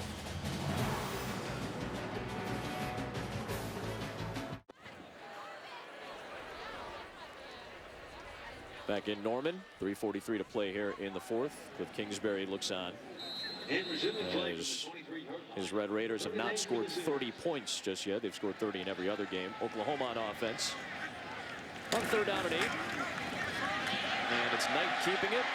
He's got Meade in front of him for a block and a 1st down inside the 15-yard line. You get the sense with Cliff Kingsbury, there's a lot to be said about Kingsbury. He's, got the big money contract this year, $3 million annually, going up even further than that as the years go on. He's got the quote-unquote pretty boy image. He's a young guy, the youngest head coach in the Power 5 at 36 years of age. You get the sense from this guy that he's a little bit hardened, because there's been a great article written about him in Sports Illustrated about how he was cut from his JV team by his dad. He has gone through a lot in his life already, drafted in the NFL in the 6th round by the Patriots, and did not have a flourishing NFL career like many expected him to have. As Ross takes it inside the 10-yard line, and he calls himself at times a failure in those regards. His mother passed away 10 years ago. He had to go back into coaching and try to work his way up in the field. You get the sense he wants to be more than just whatever the image is that has been placed out there for a young coach like that. You get the sense that he wants to be more than just the money and the looks and the image. Yeah, I think it's a quest to be successful, quite honestly. He was as a college player, obviously, and a lot of other things that you've documented is played out in his life, but it's about being successful now, and I think he has the ability to do that. There isn't any doubt about it, but he coaches with a chip on his shoulder. There isn't any question. First career touchdown, Alex Ross. Season high for Oklahoma in points and rushing touchdowns continues to build up. And what Cliff Kingsbury is trying to do is get the defensive side of the ball to match what he knows he can accomplish on the offensive side of the ball, and that's where David Gibb comes in. There's been a lot of defensive coordinators and schemes coming and going at Texas Tech, and as the head man, you realize you have to settle on someone that you believe in and give them time to do it. Alex Ross, first career scorer for the redshirt junior out of Jenks, Oklahoma. We're talking about Kingsbury. His Texas travel starts at a high school in Texas where he was a unicorn in high school. He was very good, and obviously makes his way to Lubbock, Texas. One of the most prolific passers in history in Texas Tech. Is the Houston assistant coach, has Case Keenum there, gets the shot to go, work under Kevin Sumlin, has Johnny Manziel as the quarterback, and then slides over to Texas Tech as the new head coach. And there is some arrogance there, at least based on what people would say about him, based on how he talks, the way he carries himself. There's confidence there, though, as well. And I think that's what has carried over into the program 2 out of the last 3 years, is people in Lubbock believe that they can win again, and they have been winning 2 of the last 3 years. And he's well on his way to doing that. There isn't any question, I think, that he can get there. It's just that now as the CEO of the program, both sides of the ball have to be married together. Mike Leach got it done, won 9 games his last 3 years in Lubbock, but they weren't playing great defense. Right. And in today's college football, you can't outscore everybody. You have to play defense.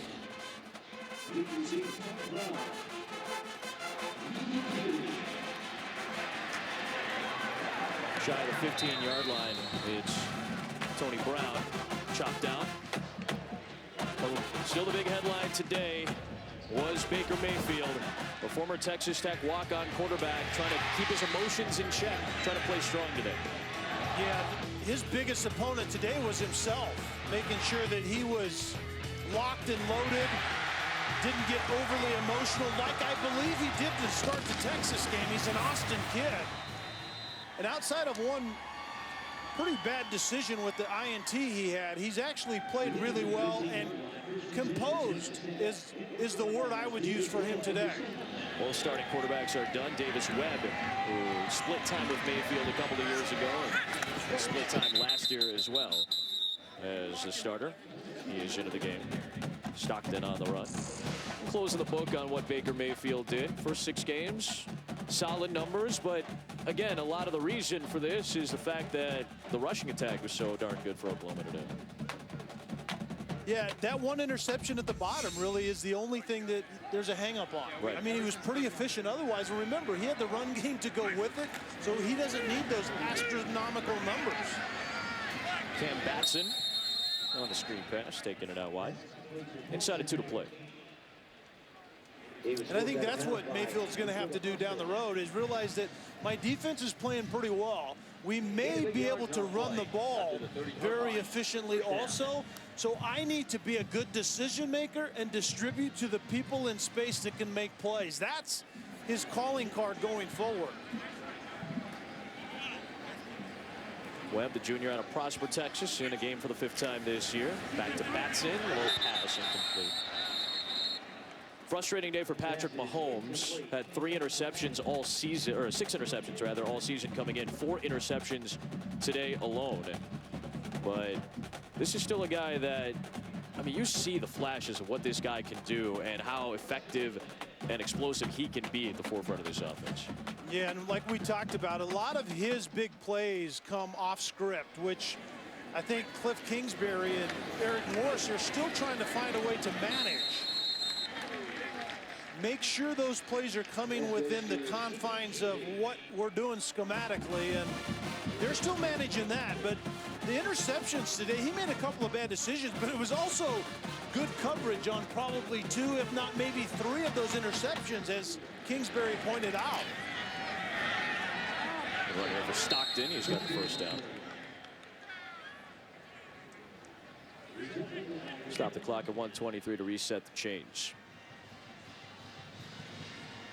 Everything is looking ahead to November in this conference. Bob Stoops, when you ask him, hey, are you guys a playoff team right now? He's like, yeah, that's for you guys to decide. And that's for everybody else in the media to talk about. And certainly we will. And we'll jam it down your throat for the next couple of weeks until those first college football playoff rankings come out on November the 3rd. But that's when things start to get a little bit real. You know, when those first rankings come out, now we start to set the barometer. And then the rest of the month might belong to the Big 12, because everybody plays everybody among these 4 teams. TCU, Baylor, Oklahoma State, Oklahoma. And you said it, Cal. TCU, Baylor, Oklahoma, all going to Stillwater this season. That is going to be entertaining. There isn't any question about it. And as far as being a playoff team now, I don't think a playoff team exists yet. Sure. Because the snapshot in time changes so quickly from week to week. And that's the beauty of what we do. We get to document that, but the college football playoff picture changes literally from one week to the next.